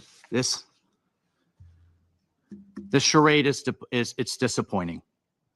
It is clearly fueled by domestic politics and has given Hamas a reward for refusing to surrender, as well as an incentive. They're now incentivized to hold on, keep holding the hostages in subhuman conditions. We call on the Council membership and the UN to change its course, to focus instead onto how to prevent Hamas from ever doing this again and to how to eliminate them, on how they should free the hostages and create a framework so that Gaza can have a better future than the life that the people of Gaza can have a better future than the life they have endured under terrorists. Secretary of State Rubio recently traveled to Israel and Qatar to address the threat posed by Hamas, to advance the immediate return of all hostages, and to ensure humanitarian aid actually reaches civilians. And the United States will continue working tirelessly towards those ends. And the Secretary was clear. The United States supports a negotiated settlement that will lead to the release of every single hostage. The president was clear today in the General Assembly to that same end. We must lead to the elimination of Hamas, and we must end the war. In the interim, the United States has worked to support the delivery of humanitarian aid to civilians in Gaza with actual meaningful results. The Gaza Humanitarian Foundation has securely delivered more than 170 million meals directly to civilians. We have also seen the increased flow of humanitarian aid, including through UN entities. However, looting and diversion is undeniable and remains serious problems that must be addressed. The UN's own data shows that approximately 85% of UN aid sent to Gaza since May 19th has been looted. Colleagues, the fighting must end so the international community can concentrate on the very hard work of building a new Gaza, one that embraces peace and coexistence and rejects terrorism and violence. I thank you. I thank the representative of the United States for the statement. I now give the floor to the representative of China. 主席， President, I thank Algeria, Guyana, Pakistan, Sierra Leone, and Somalia for their initiative to convene this meeting, and thank Secretary General Guterres for his briefing. President, the Palestinian question is at the core of the Middle East issue, bearing on the Middle East's peace and stability and global peace and security. Over 7 decades or so, the Palestinian-Israeli situation has time again fallen into turmoil and even led to the outbreak of wars, shaping the evolution of the international landscape and the development of international relations. Since the start of the current Gaza conflict, the Palestinian people have been deeply mired in suffering. Lebanon, Syria, Yemen, Iran, among others, are witnessing escalating tensions, and even Qatar has come under attack. The mounting conflicts and volatility in the Middle East have worsened the global security environment, dampened the economic outlook for the world, and ran counter to the common interests of the international community. It is therefore imperative to accord this issue the utmost importance and accelerate the resolution of the Palestinian question, which lies at the heart of the current turmoil. I will make 4 points. First, we must bring an end to the tragedy in Gaza without delay. The conflicts of the past 2 years have devastated Gaza with scenes of misery and destruction everywhere, yet Israel is stepping up its military offensive, causing even greater civilian casualties and displacements. Military means are not the solution to the problem. An immediate ceasefire is the right way to save lives and bring hostages home. We urge Israel to cease all military actions in Gaza without delay, fulfill its occupying powers obligations under international humanitarian law, and fully restore access for humanitarian supplies. Last week, the Security Council's draft resolution on Gaza was vetoed once again by a permanent member. With deep disappointment, we expect the relevant country to effectively shoulder its responsibility and make earnest efforts to end this war. Second, we must de-escalate tensions in the West Bank. Israel continues to expand settlements in the West Bank, forcibly demolish Palestinian structures, conduct frequent searches, arrests, and raids, and condone settler violence. The occupying power has recently approved and advanced the E1 settlement plan. This dangerous act gravely violates international law and Security Council resolutions, undermines the territorial contiguity of Palestine, and erodes the foundations of an independent Palestinian state. We call on Israel to immediately cease all settlement activities, curb settler violence, and lift restrictions on Palestinian economic activities. Third, we must rectify the historical injustices suffered by the Palestinian people. Israel has long established itself as an independent state. The Palestinian people, however, remain without a homeland. This is the root of the problem. The two-state solution as the only viable way to solve the Palestinian question is irreplaceable and must not be denied. Yesterday, the Younger High-Level International Conference on a Two-State Solution once again issued a strong call in support of the two-state solution. A number of Western countries have recently recognized the state of Palestine one after another. The international community should sustain the current momentum, strive to revitalize the prospect for the two-state solution, and support the early establishment of an independent Palestinian state and its early admission as a full member state of the United Nations. Both Gaza and the West Bank are inalienable parts of the Palestinian territory. We must resolutely oppose unilateral actions that undermine the foundations of the two-state solution. Any day-after governance and reconstruction arrangements must respect the will of the Palestinian people and uphold the legitimate rights of the Palestinian nation. Fourth, we must maintain peace and stability in the Middle East. From the onset of the current Gaza conflict, there has been frequent abuse of force and military adventurism, which have triggered profound changes in the regional landscape. The Middle East is once again standing at historical crossroads: relaxation or escalation, dialogue or confrontation, peace or war. These are the choices that the regional countries and us, the international community, should make collectively. We call on all parties to effectively respect the sovereignty, security, and territorial integrity of countries in the Middle East. We call on Israel to earnestly respect the rights to survival and development of the people in the Middle East, and call on countries in the region to prioritize long-term peace and security, uphold the vision of common security, resolve differences through inclusiveness, address conflicts through dialogue, come together to shape a regional order based on equity and justice, and jointly build a future of peaceful development in the region. President, China always upholds fairness and justice on the Palestinian question and always firmly supports the just cause of the Palestinian people. Chinese President Xi Jinping has put forward in succession the Global Security Initiative and the Global Governance Initiative, contributing a Chinese plan to resolve conflicts and hotspot issues, maintain international peace and multilateralism, and enhance global governance.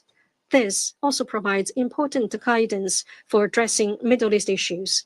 Guided by these initiatives, China is committed to working with the international community to promote a ceasefire, alleviate the humanitarian catastrophe, implement the two-state solution, and ultimately achieve a comprehensive, just, and lasting solution to the Palestinian question, so that both Palestinians and Israelis may live in peace and happiness, and the Middle East may embrace a future of lasting peace, stability, and shared prosperity. Thank you, President. I thank the representative of China for the statement. I now give the floor to the representative of the Russian Federation. Mr. President, we thank the Secretary General for his report on the situation in the Gaza Strip. We welcome the participation in today's meeting of the foreign ministers of regional states and relevant international organizations. The crisis in Gaza, whose scale in terms of civilian casualties has surpassed any conflict in recent decades, has led to escalation throughout the entire region, with violent flare-ups in a number of neighboring countries. In this context, we understand the desire of our Middle Eastern partners to speak out on this urgent issue that directly affects each of them. Colleagues, in recent weeks, a number of major developments have taken place at the UN regarding the Middle East, clearly reflecting growing solidarity among the international community regarding the fact that what is happening in Gaza due to Israel's actions, regardless of the justifications for those actions, is unacceptable and cannot continue. Last Thursday, 14 members of the Council voted in favor of a draft resolution demanding an immediate and unconditional ceasefire, the release of all hostages held by Hamas, the lifting of the severe humanitarian blockade of Gaza, and the provision of safe and unhindered access to those in need. Unfortunately, the United States blocked that resolution, using its veto for the 7th time on this issue. A little earlier, however, the Council did manage to agree on a statement, albeit a very general one, condemning Israel's attack on the sovereign state of Qatar. The UN has so far failed to stop the bloodshed in Gaza or to compel Israel to return to the path of a two-state solution. However, over the past 2 days during the international conference at the General Assembly, important symbolic steps have been taken, with a number of countries recognizing Palestinian statehood.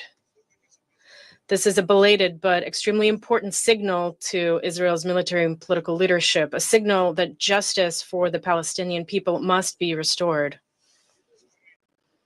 Sadly, it took nearly 2 years of Israeli operations in Gaza and over 65,000 civilian Palestinian deaths for this to happen.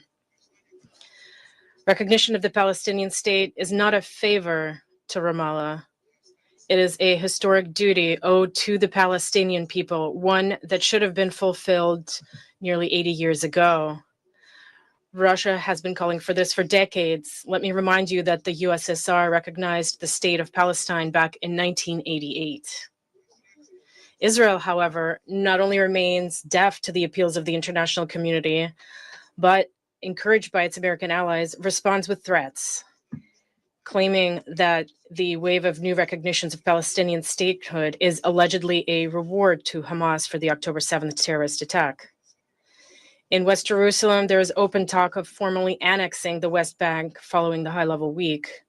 That is why a clear signal must be sent now that such steps are unacceptable. We must certainly not give in to any threats of retaliatory measures. As the Secretary General said, only our actions can put an end to what is happening. Colleagues, the international community's united support for the Palestinian people's aspirations to live peacefully in their own state is the momentum we must collectively build. We must work to translate into practical reality. The main task right now is to ensure that the crisis in Gaza is resolved not through brutal facts on the ground, in other words, by completely clearing out all Palestinians, which is the aim of Israelis' leadership, nor through their displacement from the enclave and its commercial redevelopment, as proposed by various radical Western plans. Rather, this must be done through humane, civilized diplomacy that unites efforts within the UN and regionally among Arab states seeking to help their Palestinian brothers and sisters. Palestinians are not the object of social experiments. They are a people with the same right to sovereign existence and development as our own nations. But diplomatic efforts of any kind will only succeed if Israeli authorities abandon their reliance on military solutions. They must recognize that this approach will bring nothing good for Israel itself, which simply cannot develop and live in security in the context of a military operation on all fronts. The second key element is for Washington to recognize all this as well and stop viewing UN fora and multilateral diplomacy as an enemy that supposedly obstructs American diplomacy on the ground. Unfortunately, what we currently see is the exact opposite. Both Israel and the United States continue to claim that West Jerusalem is acting humanely in its fight against terrorism. This is how official Israeli reports justify strikes on hospitals and schools, attacks on humanitarian convoys, and the deaths of women, children, and aid workers. Hate speech and propaganda bring ordinary Israeli soldiers to kill dozens of innocent Palestinian civilians daily, sincerely believing that this is all for the greater good of the Israeli state. In this way, for nearly 2 years, West Jerusalem has been systematically constructing and imposing a distorted narrative in which Palestinians are second-class people who can be exterminated, displaced, starved, and killed even directly at humanitarian aid distribution points. UN leadership, its humanitarian bodies, and even member states calling for a ceasefire and humanitarian access are unabashedly labeled by Israeli representatives as terrorist accomplices. This radical, distorted rhetoric, along with West Jerusalem's clear intent to continuously escalate the situation in the region, a situation that is already drawn in Lebanon, Syria, Iran, Yemen, and Qatar, undermines any progress towards a peaceful resolution of the Middle East crisis. The Israeli strike on Doha, one of the key mediators in negotiations, clearly demonstrated that Israel is not aiming for diplomacy, but rather for endless war, even at the cost of the remaining hostages who, with this war, are left with no chance of survival. it is also clear that Israel's strategic endgame is to take full control of all Palestinian territory, both Gaza and the West Bank. Annexation plans are discussed openly, not only without hesitation, but with pride and a sense of fulfilling a historic mission. And these are not just empty words. Gaza is being systematically cleared, carved up into so-called security zones that shrink by the day. The West Bank is being built up with new Israeli settlements, and fanatical settlers in the world's worst traditions of the colonialism of past centuries abuse the Palestinian population and drive them from their homelands as the authorities stand by and do nothing. An aggressive settlement policy is being actively implemented, one where Palestinians are at best relegated to the role of ghetto residents and at worst to exiles. Mr. President, this picture of horrifying injustice, violence, and trampling of human dignity unfolding in the occupied Palestinian territory is a call to action. This is what hundreds of thousands of people around the world are demanding from us in the street. An end to the senseless bloodshed in Gaza and the liberation of Palestine. This is also what Israeli hostages and their families are demanding as they protest in Tel Aviv, Jerusalem, and other cities, calling for a comprehensive deal to release prisoners and end the fighting. No one wants war, not ordinary Palestinians, nor ordinary Israelis. This heartfelt plea was voiced by Israeli citizen Galit Dan, whose daughter and mother were killed on October 7th. She said, "I don't want revenge, I want hope in the name of those who have lost everything and those who can still be saved. Please stop the war." End of quote. Mr. President, we believe in the power of multilateral diplomacy. Although it has not always succeeded, over the 80 years of the UN's existence, it has been thanks to this diplomacy that the planet has avoided a third world war. We're confident that it can also help resolve the long-standing Middle East crisis. This requires the collective will of the international community, expressed not only in declarations from high rostrums, but in concrete actions. We strongly urge our American colleagues to cast aside their rigid positions and engage in the real efforts that the UN Security Council must undertake in accordance with its mandate to maintain international peace and security. This will only benefit your closest ally, whose security cannot be ensured by force alone. The fact that such an approach is a dead end has been proven by decades of the Israeli-Palestinian conflict. It is time to recognize that only a diplomatic settlement of the Palestinian issue based on the two-state solution can guarantee lasting peace in the Middle East, security for Israeli citizens, and the just aspirations of the Palestinian people for their own state. Otherwise, endless and senseless bloodshed will continue, claiming ever more civilian lives, sowing discord between new generations of Arabs and Israelis, and destroying any prospects that they might one day coexist peacefully and develop freely. This must not be allowed. We trust that other reasonable members of the international community share this view. We stand ready to work with them to finally make a peaceful and prosperous Middle East a reality. This is a historic responsibility of the UN, its Security Council, and each and every one of us. We urge that it be fulfilled. Thank you. I thank the representative of the Russian Federation for the statement. I now give the floor to the permanent observer of the State of Palestine.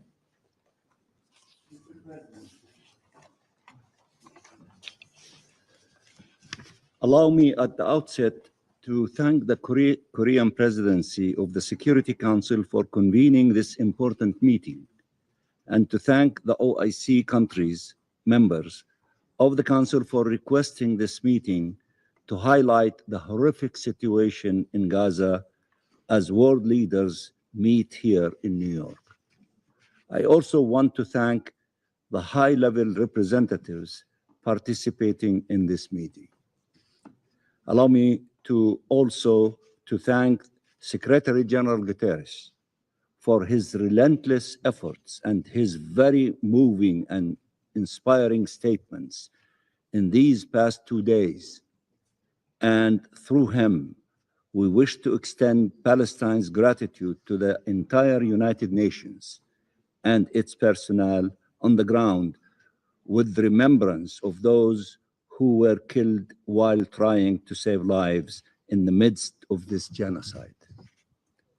Mr. President, we just adopted a declaration on protection of humanitarian personnel on the North Lawn Sunday afternoon.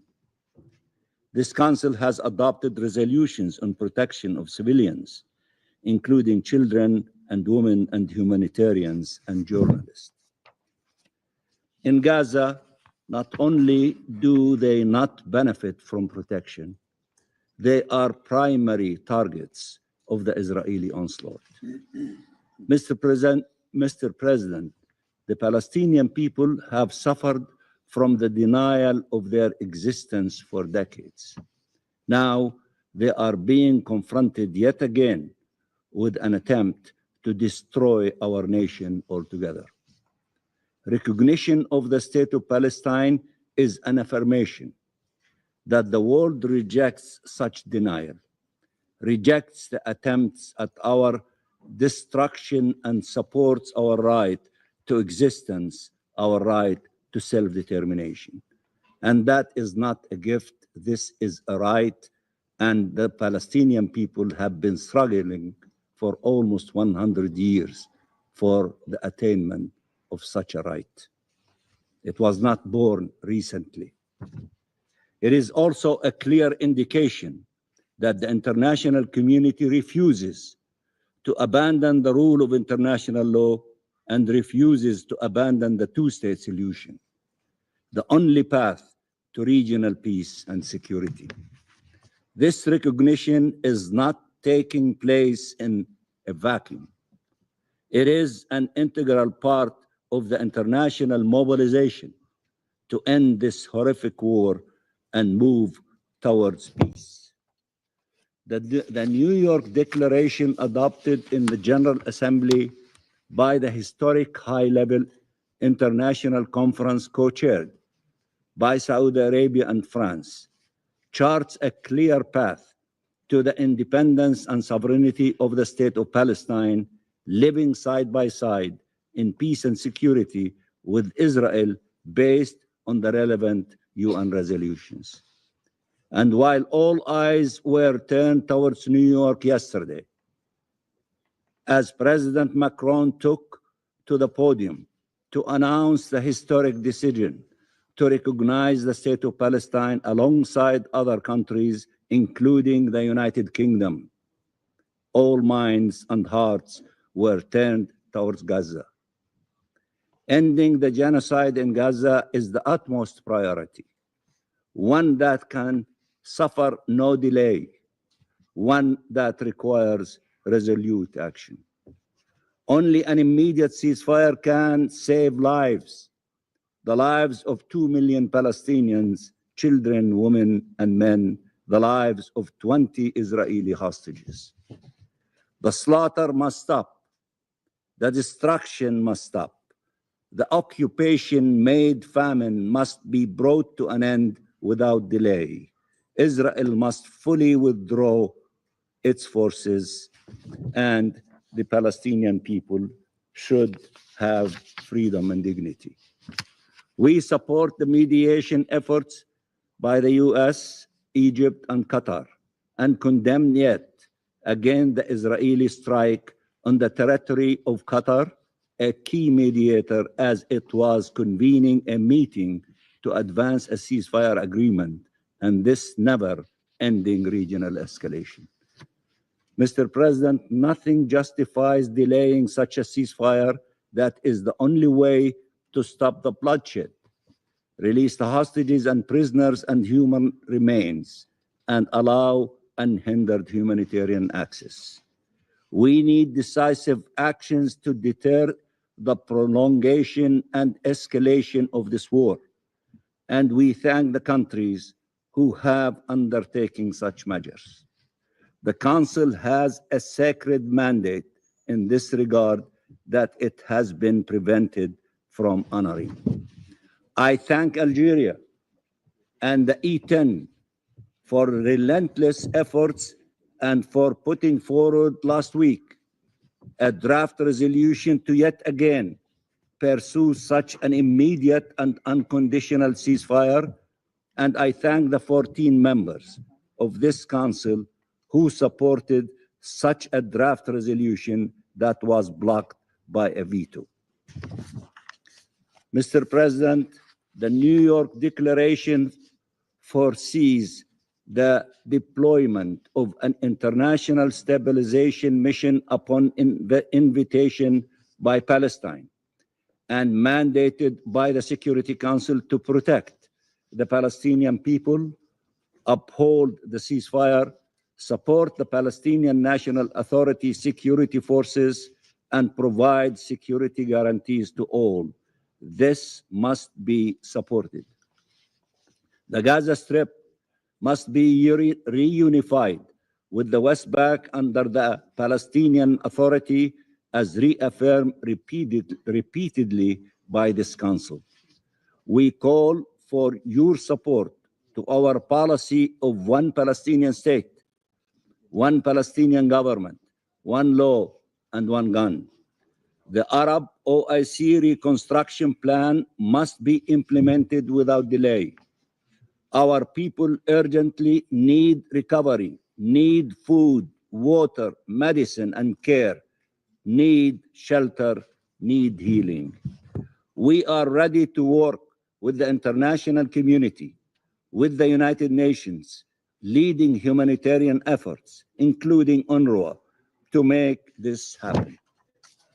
We are ready to work with the U.S. administration. Our president reiterated that yesterday in the General Assembly, and I will not react to the falsification of our record by the new PR, the new ambassador of the United States. We will work with this administration, with Saudi Arabia and regional actors, France and international partners, and the members of this council to advance these goals for peace. Mr. President, Palestinians are not lesser beings. We are entitled to life and liberty and dignity. The horrors inflicted by Israel upon our people in Gaza can have no justification. Colonization and occupation have no justification. We are not condemned to live under perpetual occupation, nor are Palestinians and Israelis are condemned to perpetual war. We are committed to peace in words and deeds, and we will honor our obligations. But Israel must also be made to respect its obligations. It is not only one-way street. No genocide, no dispossession, no forcible displacement, no colonization, no annexation, no occupation. A change in long overdue and sea change we are seeing across the world in support of Palestinian self-determination and independence, in support of peace and security, must lead to a fundamental change on the ground. Save Gaza, save Palestine, save peace. Thank you, Mr. President. I thank the permanent observer of the Observer State of Palestine for the statement. I now give the floor to His Excellency Mr. Jonas Gahr Støre, Prime Minister of Norway. Thank you, Mr. President. I have requested to speak in order to make three essential points about the horror that we are witnessing in Palestine. So let me address them first. We join others in expressing our deepest concern about Israel's expanded military campaign ongoing in Gaza as we meet. We reiterate our call for an immediate ceasefire, drastically improved humanitarian access, and the unconditional release of remaining hostages. Second, while this crisis requires immediate action, it is just as important to lay the foundations now for the day after the war and for the end to the conflict. As the conference yesterday made clear, the overwhelming majority of member states of the United Nations consider the two-state solution the only credible basis for peace in the Middle East, peace for Israelis and peace for Palestinians. Mr. President, my capital city, Oslo, is in many ways synonymous with those efforts thanks to the Oslo Accords that created the Palestinian Authority back in 1993.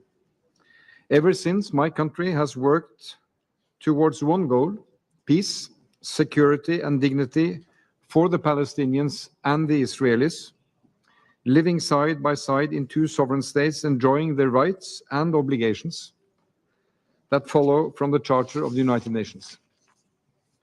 Norway recognized the state of Palestine in May last year. That was a hand to those on both sides who seek peaceful solution. And I need to say on behalf of those who recognized Palestine yesterday, doing so is turning the back on terror. It is turning the back on Hamas. It is taking the voice away from them and handing it to the peaceful part of the Palestinian overwhelming majority who want to live with rights and obligation under the Charter. Our decision reflected a realization that the old approach, waiting for a negotiated outcome before we recognize, was no longer a feasible option. One party simply refused to engage and to veto progress, and we cannot live with that. So let this be clear: a Palestinian state has been part of the vision for decades. Today, we are far from realizing it on the ground. But the international support for and recognition of the state of Palestine is gaining momentum. The majority is growing. And I commend France and Saudi Arabia for arranging the historic session in the General Assembly yesterday. This week, 2 additional permanent members of the Security Council declared it is time. Which brings me to my third point, Mr. President. Let us use this momentum also to mobilize necessary financial support to support the Palestinian authorities with necessary reforms, to implement the roadmap that was agreed in the General Assembly on September 12th, and to resume meaningful engagement and decisive peace talks. Norway will host, as we do every year, a ministerial meeting of the International Donor Group for Palestine, the AHLC, in New York this week. As stated by Prime Minister Mustafa, the severe lack of funds represents an existential and immediate threat to Palestine state building. Together with a broad group of countries, we are working to raise emergency funding for that Palestinian government. We encourage all member states to contribute. And we continue to call on Israel to release tax revenues owed to Palestine. This is Palestinian value creation being held and kept away, and that has to end. There will be no state of Palestine or a body to govern Gaza the day after the war ends without a functioning, reformed, and legitimate Palestinian authority. That is critical for peace and security in the region, including for Israel, Mr. President. I thank you. I thank His Excellency Mr. Steria for the statement. I now give the floor to His Highness Sheikh Sabah Al Khaled Al Hamad Al Mubarak Al Sabah, the Crown Prince of the State of Kuwait. Thank you, Mr. President. In the name of God, the merciful, the compassionate, I have the honor to deliver this statement on behalf of the GCC member states, which are the Kingdom of Saudi Arabia, the United Arab Emirates, the Kingdom of Bahrain, the Sultanate of Oman, the State of Qatar, and my country, the State of Kuwait. At the outset, we thank the countries of the OIC for asking for this urgent session. And we also thank the Republic of Korea, which is presiding over the Council this month, for convening this session at this critical moment. Mr. President, we are meeting today while the tragedy in Gaza has been going on for more than 2 years. The brave and defenseless Palestinian people are facing an unfair blockade, a huge devastation. They have lost thousands of innocent civilians, the numbers of which have exceeded 60,000 martyrs, mostly women and children. What is happening is the Gaza Strip is the living example of a genocide and ethnic cleansing. It is a bleeding wound in the conscience of humanity that cannot be left unanswered. We have been following with great concern the recent military escalation, and we strongly condemn the Israeli attacks against the brotherly state of Qatar. And we unambiguously affirm that any violation of the security of any Gulf state is an attack against all the GCC countries. Our security is one, our stance is one, and our destiny is one. Mr. President, just and lasting peace in our region cannot prevail unless through the two-state solution based on the resolutions of the international legitimacy and mostly the Security Council resolutions and the Arab Peace Initiative. This is the only path to end occupation and to guarantee the rights of the Palestinian people, the legitimate rights of the Palestinian people, and the establishment of their independent state along the borders of 1967 with East Jerusalem as its capital. I warn against attempts to undermine this solution or bypass it through the policies of settlement, displacement, and imposing a fait accompli. The international community, and particularly the Security Council, are requested to shoulder all their responsibilities to prevent the ongoing violations and to guarantee the accountability of the perpetrators and to guarantee that the Palestinian people can exercise their inalienable right to self-determination.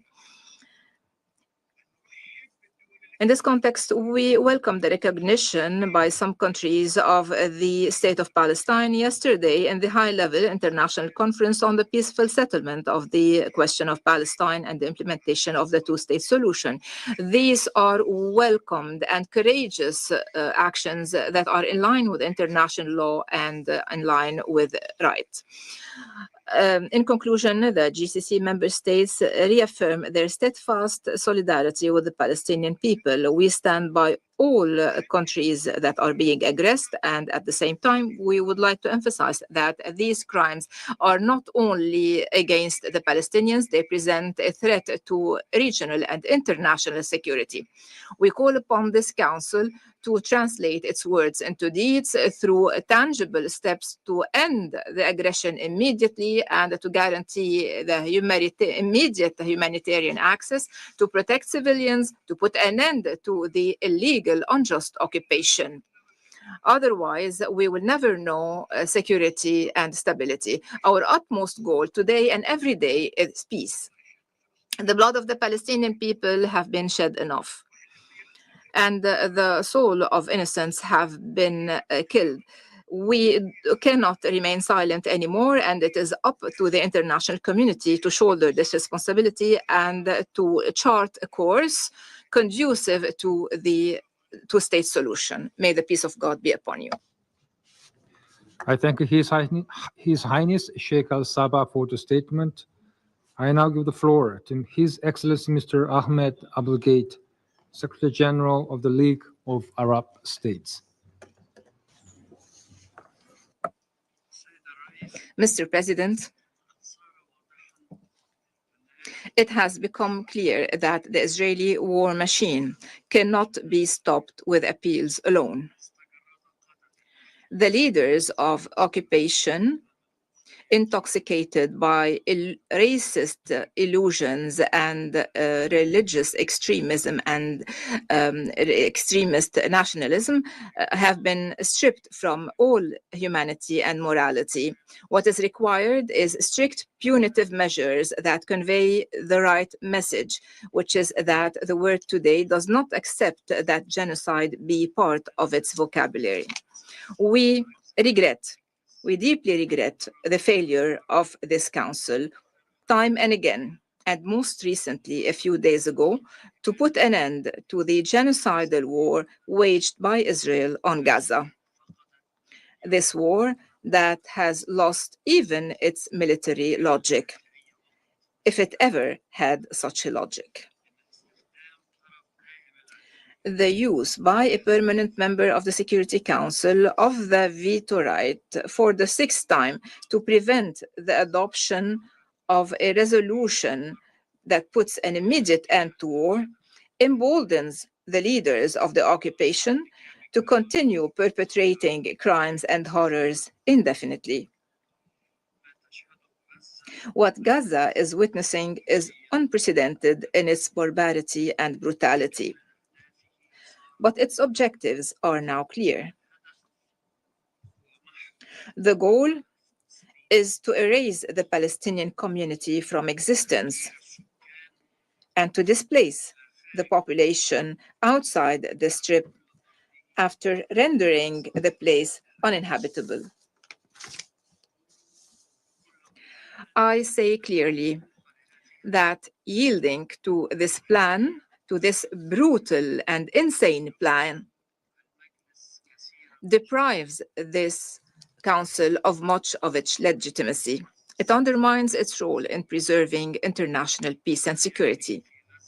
What is happening in Gaza will not remain confined in Gaza, and the plan carried out by Israel relentlessly to reoccupy the Gaza Strip and to displace its inhabitants will destabilize security in the entire region. It will expand the circle of conflict, and it will create ongoing hotspots of tension and violence. It is time for this Council to make the right decision, morally and practically, to end this war that has entered the realm of madness and which has no logic anymore except blind revenge against 2 million Palestinians, most of whom are women and children. Let us end this war today. Let us start immediately to rebuild Gaza. Let us return the children of Gaza who have been out of school for 2 years. Let us return them to their deserved childhood. These words are quoted from the Foreign Minister of the UK. Let us return this cause to its true path, which is the two-state solution that has no alternative in order to establish a lasting peace and to end the cycles of violence. Violence will recur inevitably in the future if the logic of blind revenge prevails, a revenge that is racially motivated. We say loudly, Mr. President, enough. End the bloodshed and the killing that have stained our collective humanity. This is the responsibility of this Council before history. Thank you. I thank His Excellency Mr. Abril Gate for the statement. I now give the floor to Her Excellency Ms. Kaja Kallas, High Representative of the European Union for Foreign Affairs and Security Policy and Vice President of the European Commission. Dear President, Excellencies, if a military solution were possible in Gaza, Israel's war on Hamas would already be over and the hostages would have been released. Instead, the war continues and the famine has set in, a famine that was avoidable had aid been let in. We have a collective responsibility to change this situation. And so I repeat here the calls for an immediate ceasefire, the release of all hostages and humanitarian aid into Gaza at scale. Europe has been the most active global actor in Gaza. We are the largest humanitarian donor. We have helped the Palestinians more than any other. We negotiated with the Israeli government a humanitarian understanding with specific benchmarks. Since then, more trucks have entered Gaza, more aid was delivered, the Jordanian and Egyptian routes were reopened, and repairs to critical infrastructure were carried out. In August, a ship carrying 1,200 tons of aid departed from Limassol, Cyprus. Further shipments will continue. But we all know it's not enough. That is why European Union is pulling other levers to try and push the Israeli government to change its course of action. We recently proposed sanctions on extremist ministers in the Israeli government, sanctions on violent settlers in the West Bank and entities supporting their impunity, additional sanctions on Hamas terrorists, and the suspension of trade concessions with Israel. This is a message to current Israeli government: change course and address the humanitarian suffering. In addition, another fundamental question hangs over us: how to square Israel's legitimate right to live in safety and security with the future Palestinian state. We have always believed that there is one answer: two states side by side. As we saw during yesterday's conference, the weight of the world is behind the two-state solution. The European Union has worked hard to make this possible. The European Union is also the leading supporter of the Palestinian Authority. We will provide 1.6 billion euro over the next 3 years. We also kept Palestinian institutions functioning during this war, including education. We have now launched a forum to finance the future for the Palestinian people, the Palestine Donor Forum. And the Global Alliance remains the best mechanism for the discussions on how to turn commitments into actions. There must be a turning point in this war, and it cannot be in the expense of either the viability of a Palestinian state or the legitimate concerns of Israel. We have the power to change the course of this conflict, to see the release of remaining hostages, to prevent further civilian suffering, and see an end to this war. Thank you. Her Excellency Ms. Kallas for the statement. I now give the floor to His Excellency Mr. Nu Yilmaz, Deputy Minister for Foreign Affairs of Turkey. Thank you, Mr. President. I am delivering this statement on behalf of Foreign Minister Hakan Fidan. Mr. President, I have the honor to deliver this statement on behalf of the member states belonging to the Organization of Islamic Cooperation in my capacity as the chair of the group. Mr. President, let me express our appreciation to you for convening this meeting, which is taking place at a very auspicious occasion of the 80th annual session of the UN General Assembly. There is no doubt that the unprecedented crisis and the catastrophic humanitarian situation in the Gaza Strip and the rest of the occupied Palestinian territory, including Al-Quds al-Sharif, has further deteriorated with the continued Israeli onslaught against Palestinian people. Prior to the recent official confirmation of the Israeli genocide in the occupied Palestinian territory by the United Nations Independent International Commission of Inquiry, the OIC group has also decried the unprecedented humanitarian consequences of the long-drawn Israeli military onslaught in Gaza and elsewhere in the occupied Palestinian territory. It has also invited the attention of this hallowed council to the dangerous escalation of the war crimes and crimes against humanity perpetrated by the Israeli occupying power against the Palestinian people through the systematic targeting of civilians and civilian infrastructure, including the siege on, disruption of, and attack on food supply chains, water, and medical facilities, among others.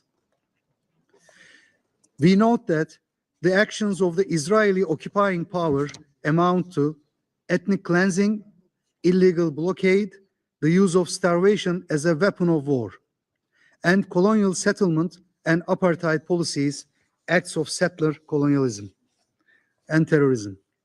Land confiscation and home demolition, including attacks on Islamic and Christian holy sites, are acts of genocide and crimes against humanity and constitute a grave violation of the historic status quo at the holy sites of Jerusalem. Consequently, we reaffirm the decision of the 21st Extraordinary Council of foreign ministers held in Jeddah, Kingdom of Saudi Arabia, on 25 August 2025 on the significance of the case presented to the International Court of Justice on Israel's violation of the 1948 Convention on the Prevention and Punishment of the Crime of Genocide. We therefore call on the Council to take the urgent measures to hold Israel accountable for these genocidal acts, including invoking Chapter 7 measures to bring a halt to the bloodshed and all of these crimes and to ensure the protection of the Palestinian people. Mr. President, while we had earlier condemned the Israeli military attack against Qatar on 9th September 2025, we consider the unjustified and illegal action on the part of the Israeli authorities as a desperate move to frustrate the global efforts to achieve a ceasefire and an end of the siege in Palestine.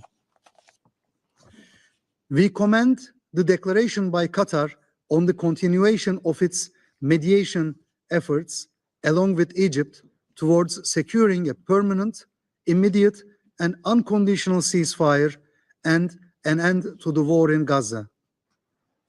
Consequently, we support the urgent implementation of the Arab OIC reconstruction plan to allow for early recovery and reconstruction in the Gaza Strip, while rejecting forced displacement and ensuring that the Palestinian people remain in their land, and we encourage all member states to participate actively in the international conference in Cairo aimed at mobilizing political and financial support for the plan. In the same vein, we commend member states of the United Nations and the citizenry of the world for their overwhelming support for the legitimate cause of the Palestinian people, for their inalienable rights, including to return to self-determination, to the independence of the state of Palestine, and the implementation of the two-state solution. To this end, we hail the recent adoption of the New York Declaration on the peaceful settlement of the question of Palestine and the implementation of the two-state solution through an overwhelming vote at the General Assembly on 12 September 2025, and commend actions by many states towards the recognition of the state of Palestine and bringing an end to this illegal occupation and ensuring the realization of the inalienable rights of the Palestinian people and the achievement of a just and lasting solution.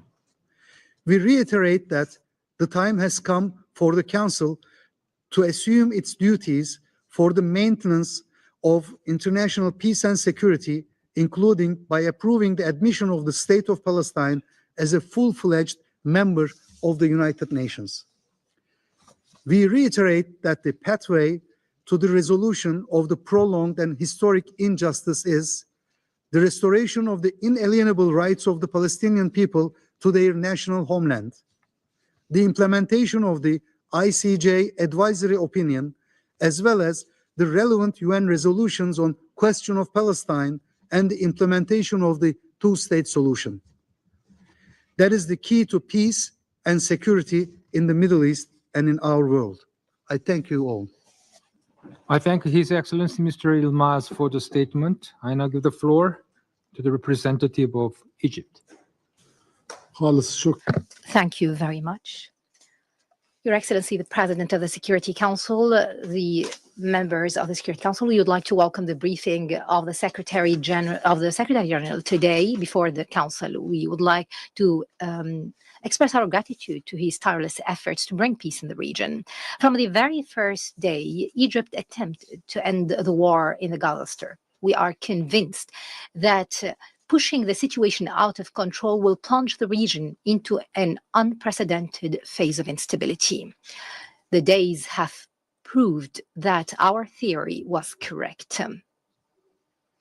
The efforts to put an end to this war have been countered by the Israeli intransigence more than one time. And we did not reach any point where we can put an end to this bloodshed or this war. Israeli intentions toward Gaza and the Palestinian cause are no longer hidden. Israeli statements and moves unravel a genuine attempt to re-engineer the Palestinian presence in Gaza. This includes the displacement of a large portion of the population through military operations, starvation, and the elimination of livelihood in Gaza. The current ground military operation to storm Gaza City is only part of this subversive scheme. Egypt affirms its total rejection to this plan and its consequences. Such measures lack any legal or moral basis. It threatens the peace that has existed for almost 5 decades in a way unimaginable as to its effects on all the countries of the region. Mr. President, the humanitarian situation in the Gaza Strip has reached catastrophic stages. This is due to the numerous obstacles placed by Israel to impede the entry of aid, impede the work of UNRWA and other UN and humanitarian organizations working inside the Strip. These measures led to an unprecedented tragic situation. It pushed the people of Gaza towards the brink of famine. The findings of the report of the United Nations International Independent Commission of Inquiry were conclusive. It confirmed that Israel committed genocide. They proved that its material and moral elements against civilians were definitely committed in the Gaza Strip. In the face of such catastrophic situation, Egypt adopted great wisdom. It was not dragged into any narratives or arguments or towards paths that would lead to further escalation or deterioration. Instead, it tried to avoid any provocation because we were certain that the ceasefire is the first step required to launch a political pathway that would diffuse the crisis. It will allow the beginning of serious discussions on the future of Gaza and the future of the entire Palestinian cause. Egypt is intent to continue its effort with all mediators to achieve this noble goal.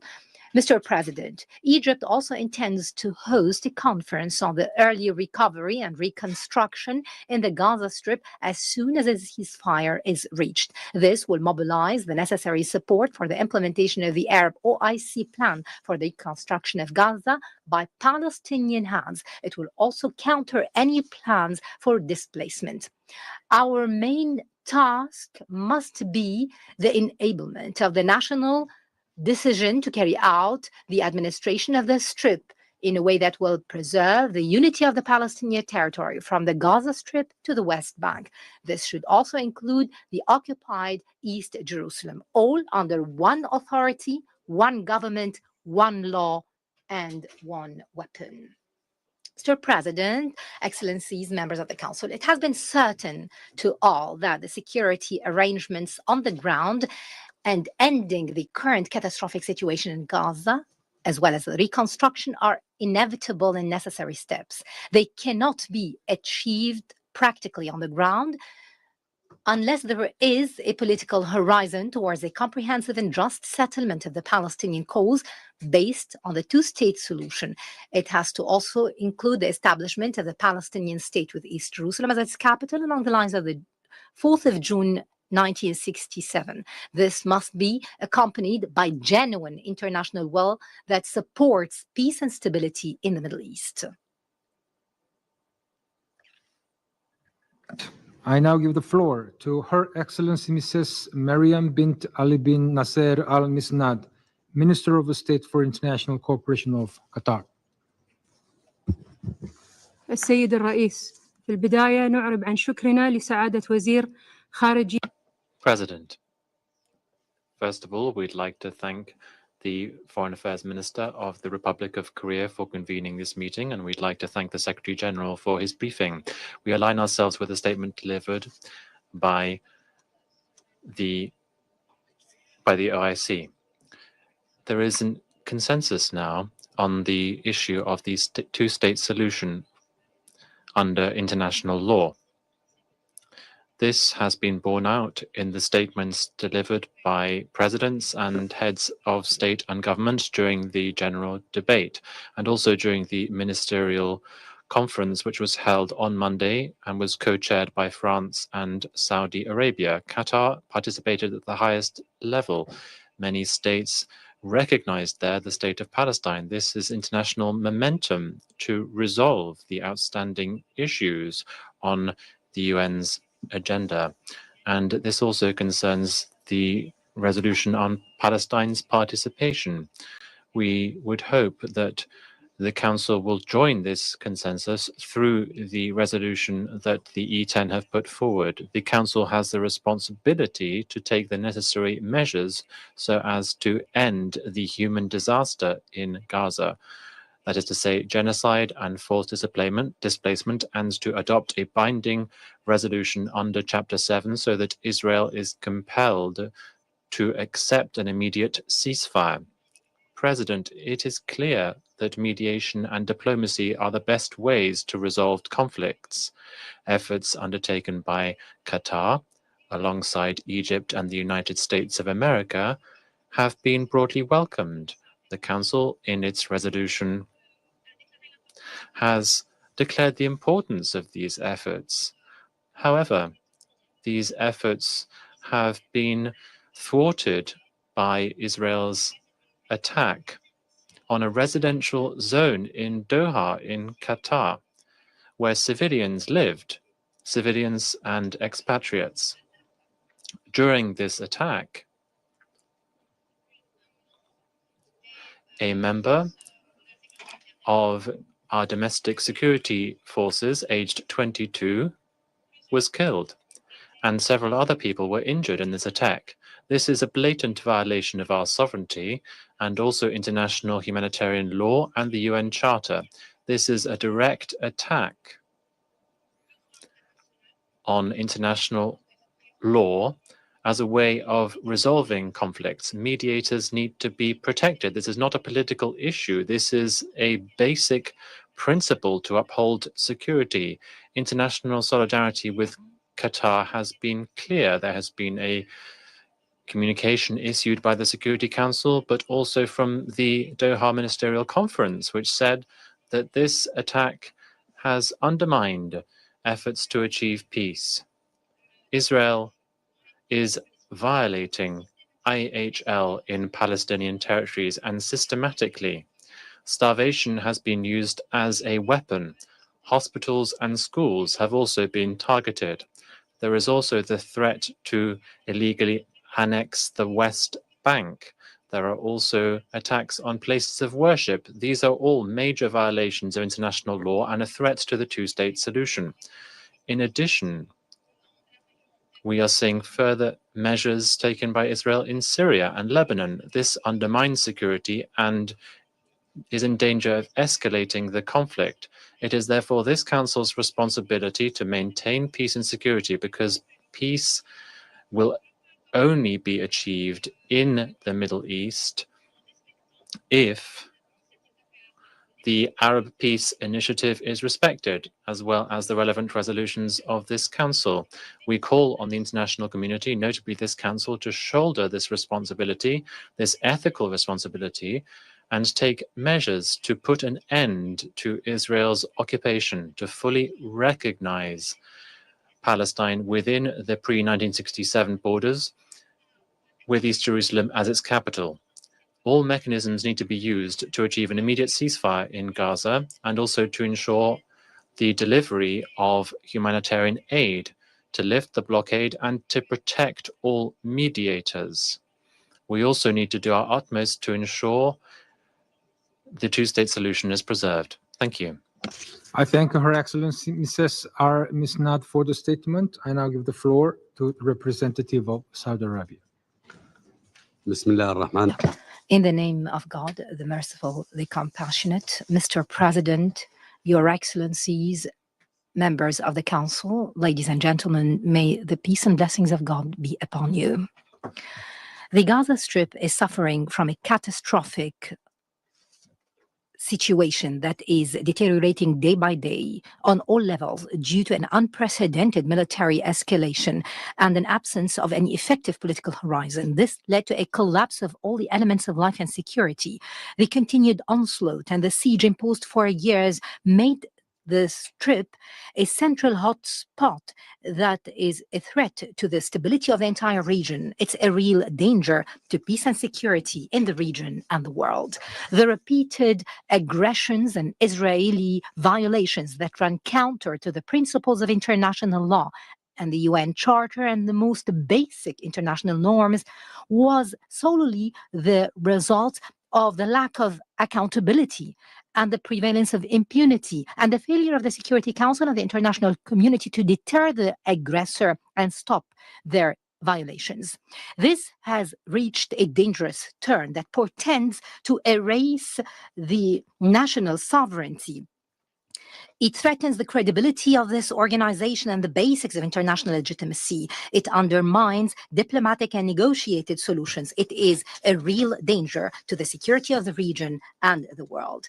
Mr. President, ladies and gentlemen, we have clarified the dangerous situation in Gaza before your august council and the repercussions of the aggressive approach of the Israeli authorities in the Middle East. They are continuing to expand this regional conflict over the past years. They are pushing the countries of the region to the brink of a dark path that is surrounded by absurdity, hatred, and wars at the expense of peace and security and coexistence among their peoples.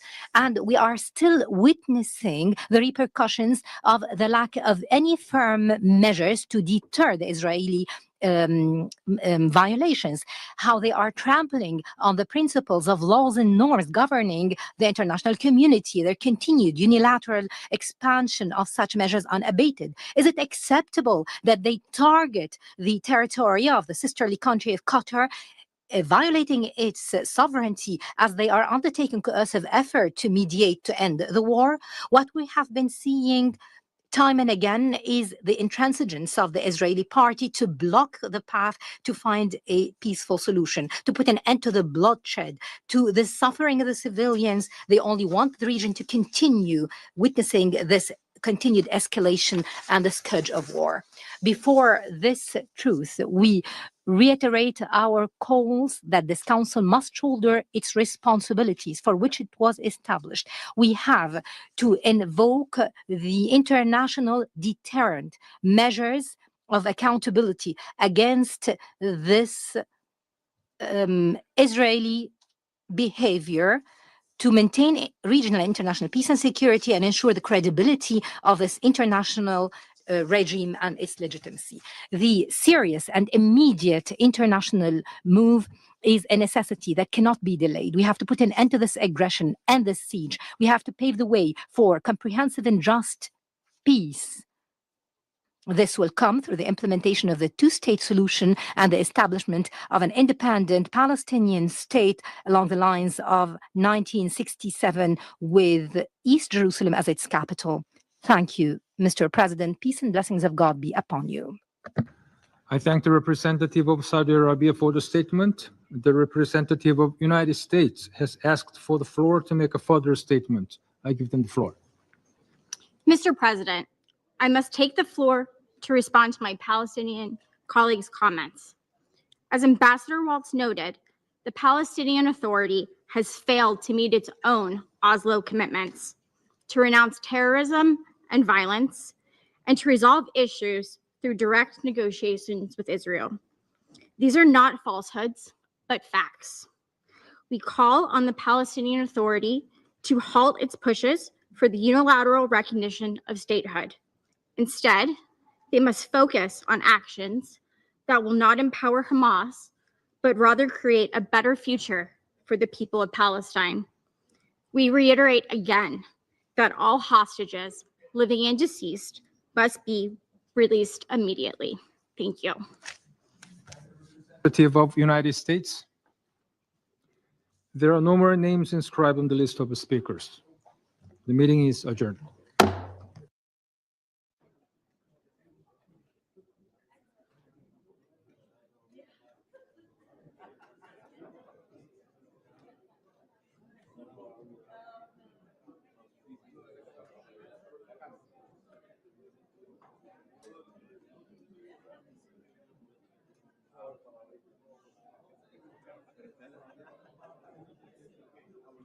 Order.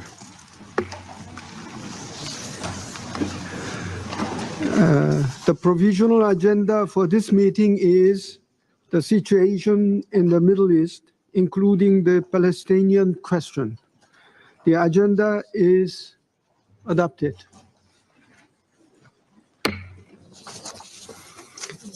I would like to warmly welcome the Secretary General, distinguished President, ministers, and other high-level representatives present in the Security Council chamber.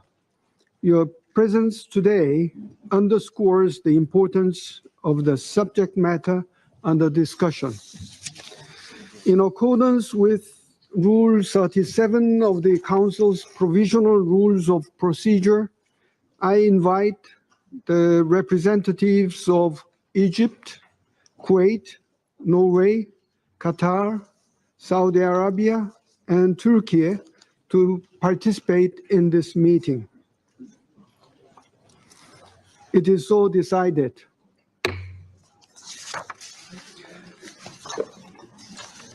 I propose that the Council invite permanent observer of the Observer State of Palestine to the United Nations to participate in the meeting in accordance with the Provisional Rules of Procedure and the previous practice in this regard. There being no objection, it is so decided.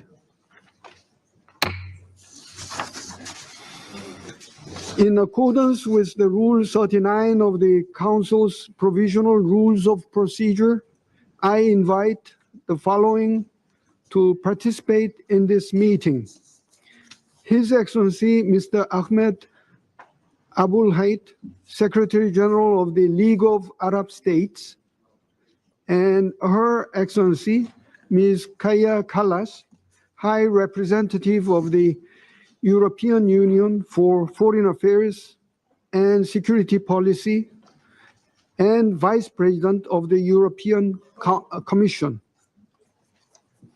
It is so decided.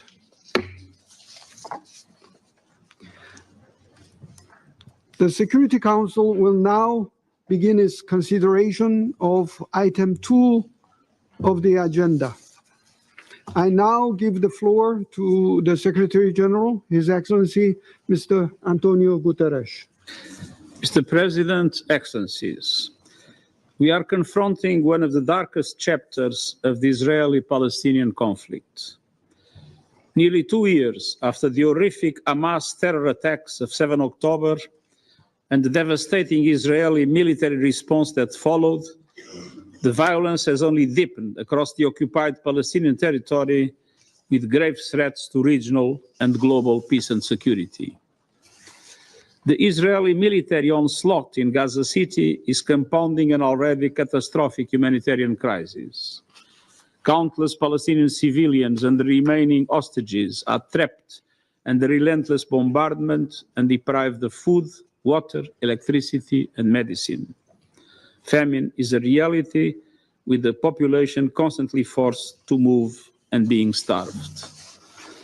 To call this situation untenable and morally and legally indefensible does not begin to capture the scale of human suffering. I have repeatedly appealed for an immediate permanent ceasefire, the immediate unconditional release of all hostages, and the immediate unconditional and unhindered humanitarian access.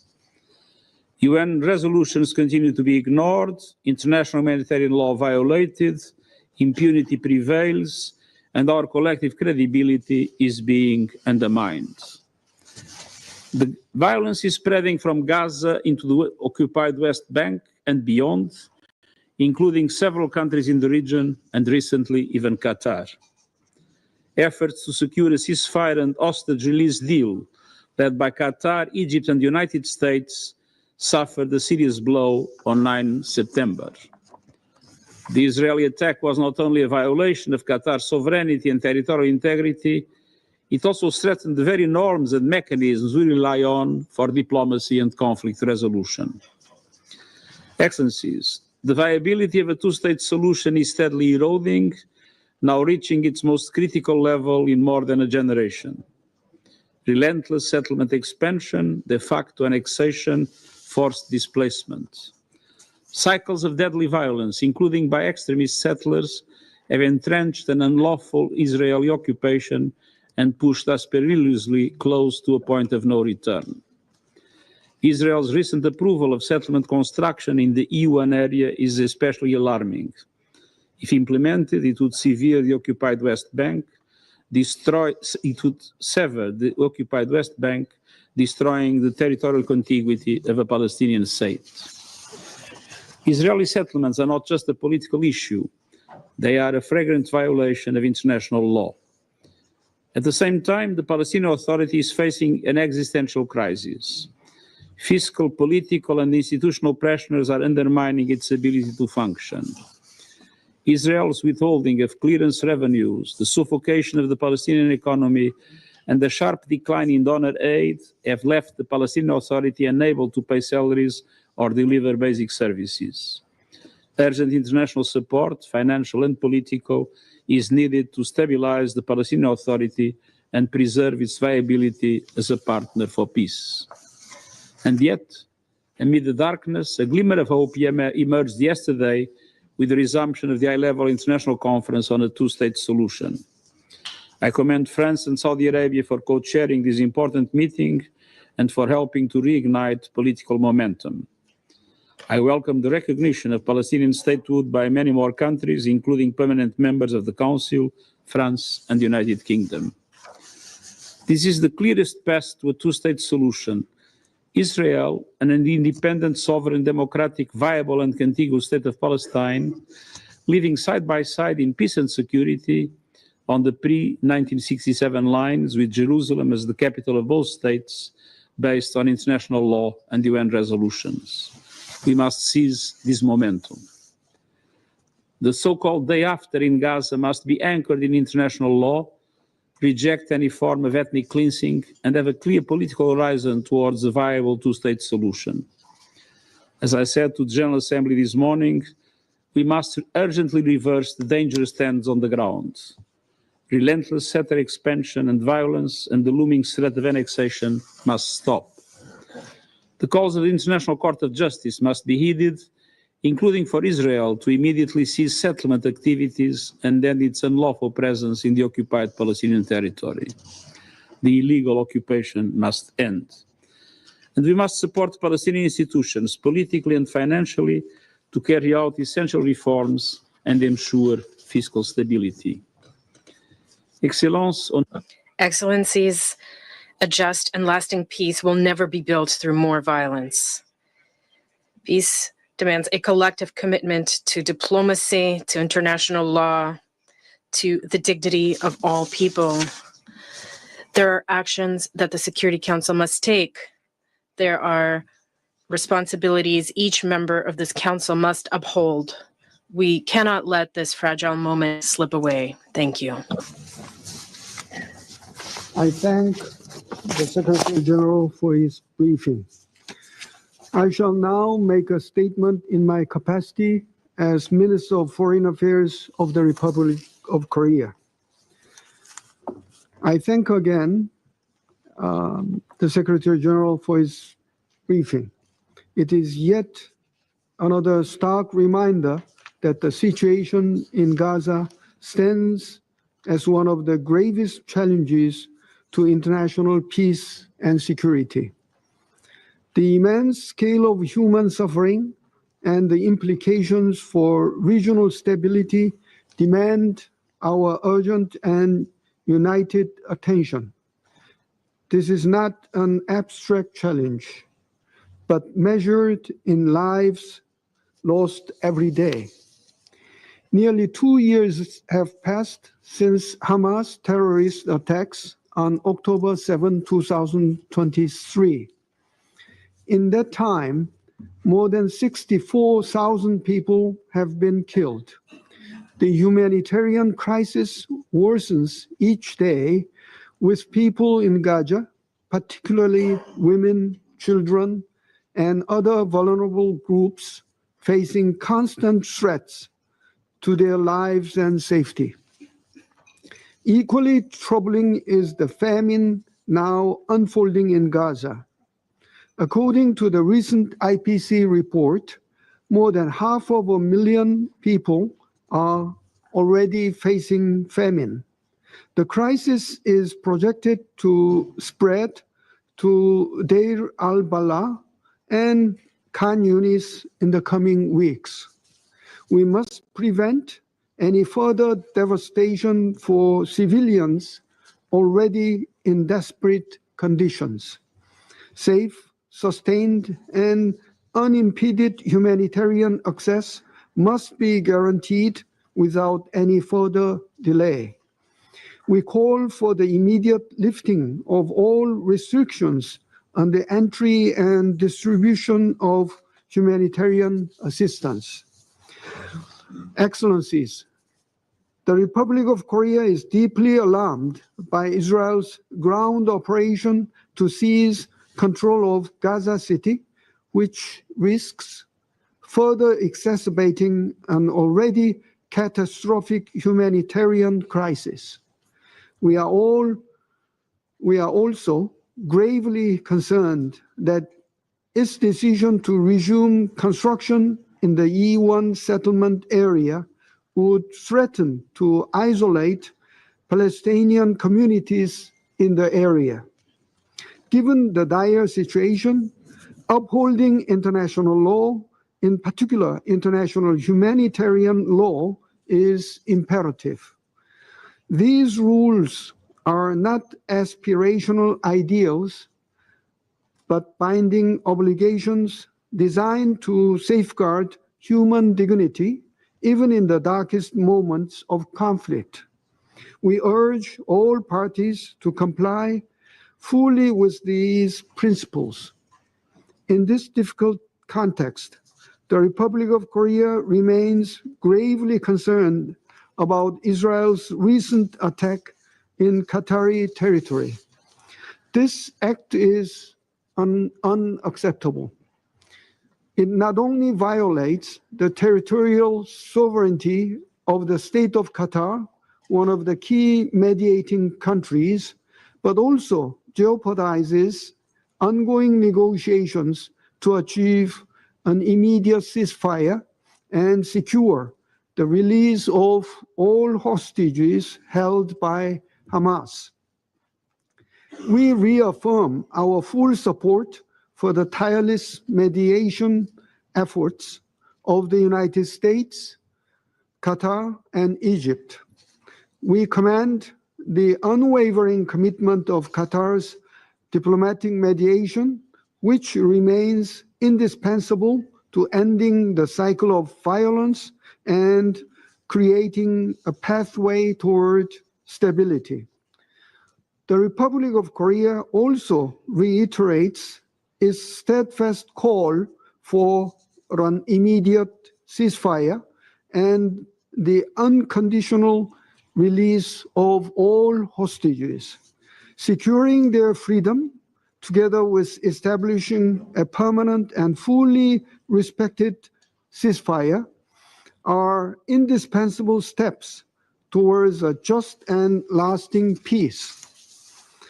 Excellencies, the Republic of Korea deeply understands the Palestinian people's aspiration to establish their own state. We believe that the two-state solution is the only viable pathway to resolve the Israel-Palestinian issue and to build lasting peace. The Korean government will continue to play its due role in the international community's growing efforts to build peace and stability in the region based on the two-state solution. Taking all considerations into account, Korea is committed to recognizing Palestinian statehood at a time when it would be genuinely conducive to realizing the two-state solution. As we deliberate today, let us not lose sight of our common goal, a Middle East where peoples of all walks of life can coexist in peace, security, and prosperity. Korea stands ready to contribute to alleviating civilian suffering, upholding the principles of international law, and helping to lay the firm foundations of a just and enduring peace for all. I now resume my functions as the President of the Council. I now give the floor to His Excellency, Mr. Mohammed Ishaq Dar, Deputy Prime Minister and Minister of Foreign Affairs of the Islamic Republic of Pakistan. Thank you, Mr. President. At the outset, I wish to express my gratitude to you, Mr. President, for convening this meeting. I welcome the participation of all distinguished ministers joining this important discussion today. I also thank Secretary General for his valuable briefing and thoughtful remarks. The Secretary General's voice has always been of wisdom and compassion in Palestine and beyond. To promote peace and alleviate human sufferings, we salute this dedication and devotion, Mr. Secretary General. Mr. President, we meet today in the shadow of a profound and deeply troubling tragedy. The Palestinian people are enduring unimaginable suffering, an unbearable daily toll of human lives, the destruction of homes and neighborhoods, and the obliteration of essential infrastructure. Hospitals, schools, and markets lie in ruins. Roads and utilities have been shattered. The very fabric of society has torn apart. Over 64,000 lives have been lost, and over 100,000 have been injured. These are not mere statistics. They were grieving mothers, anguished fathers, suffering children, and revered elders. The devastation is immense. The grief is immeasurable. The world must not remain silent. The humanitarian situation in Gaza has reached catastrophic proportions. Starvation grips the population, and famine has taken hold. According to the latest Integrated Food Security Phase Classification (IPC) analysis, famine is now a reality in Gaza City, putting over 500,000 people at grave risk. In Khan Yunis and Deir al-Bala, famine looms imminently, threatening countless more lives. The ongoing military operations in Gaza City inflict a relentless toll. Dozens of Palestinians are killed each day, entire families displaced, and communities torn apart. Already, 300,000 people have been uprooted, and nearly 1 million face imminent displacement. The roar of fighter jets, the plumes of smoke from tank fire, and the collapse of buildings. What must this relentless violence mean for women, children, and the most vulnerable? And what of the hostages caught in the crossfire, whose lives hang in the balance? Mr. President, in the West Bank, illegal settlement expansion continues unabated. The latest E1 plan is grave violation of international law and relevant UN resolutions, as well as a stark manifestation of settler colonialism in the 21st century, a blow to the two-state solution.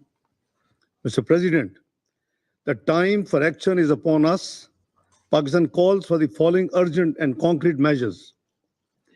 1. An immediate, unconditional, and permanent ceasefire to halt the bloodshed and prevent further loss of lives. 2. Full, unhindered humanitarian access to Gaza and the immediate lifting of the blockade to allow life-saving aid to reach those who are in need. 3. A categoric end to any forced displacement of Palestinians from their lands, while upholding the right of return for refugees in accordance with the international law and establishing an international protection mechanism. And, Mr. President, Pakistan reaffirms its unwavering support for the Palestinian people in their